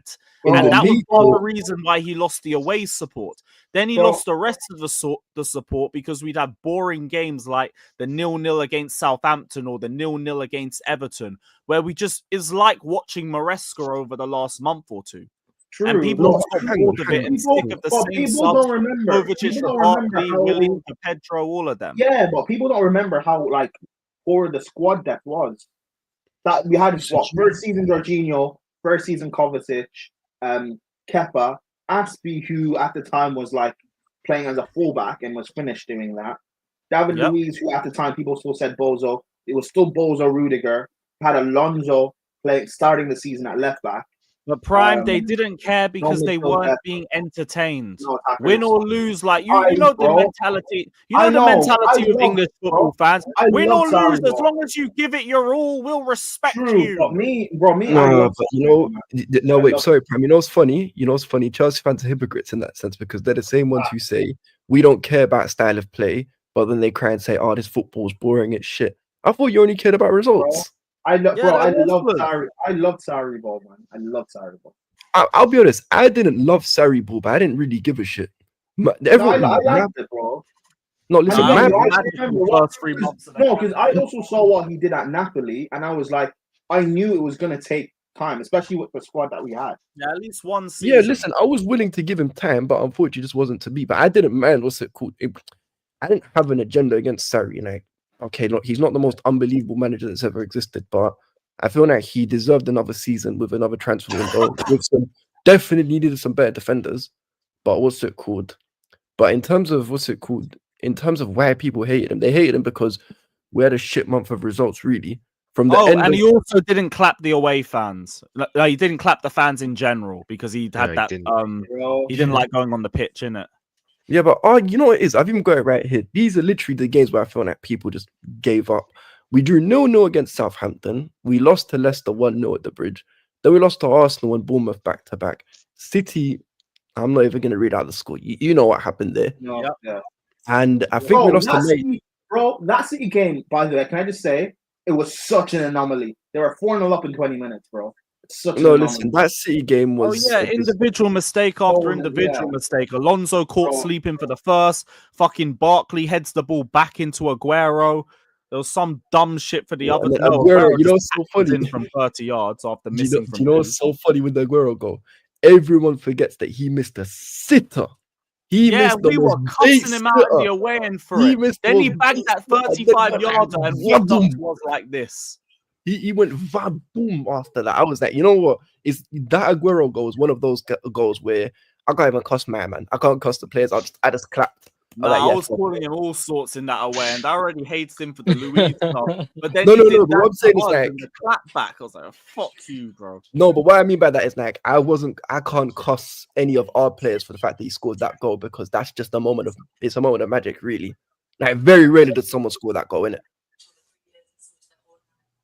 Yeah, you know what, I hear that. You man, though, I've got to wrap this stream up because I've got to head over to A-listers. So, I've got to wrap this. But we're going to be back live tomorrow anyway. So big up to every single one of you. And we're going to send everyone over there to A-listers as well. Everyone spam Potch out. Everyone spam Potch out. And we'll see you soon. Up the Chelsea.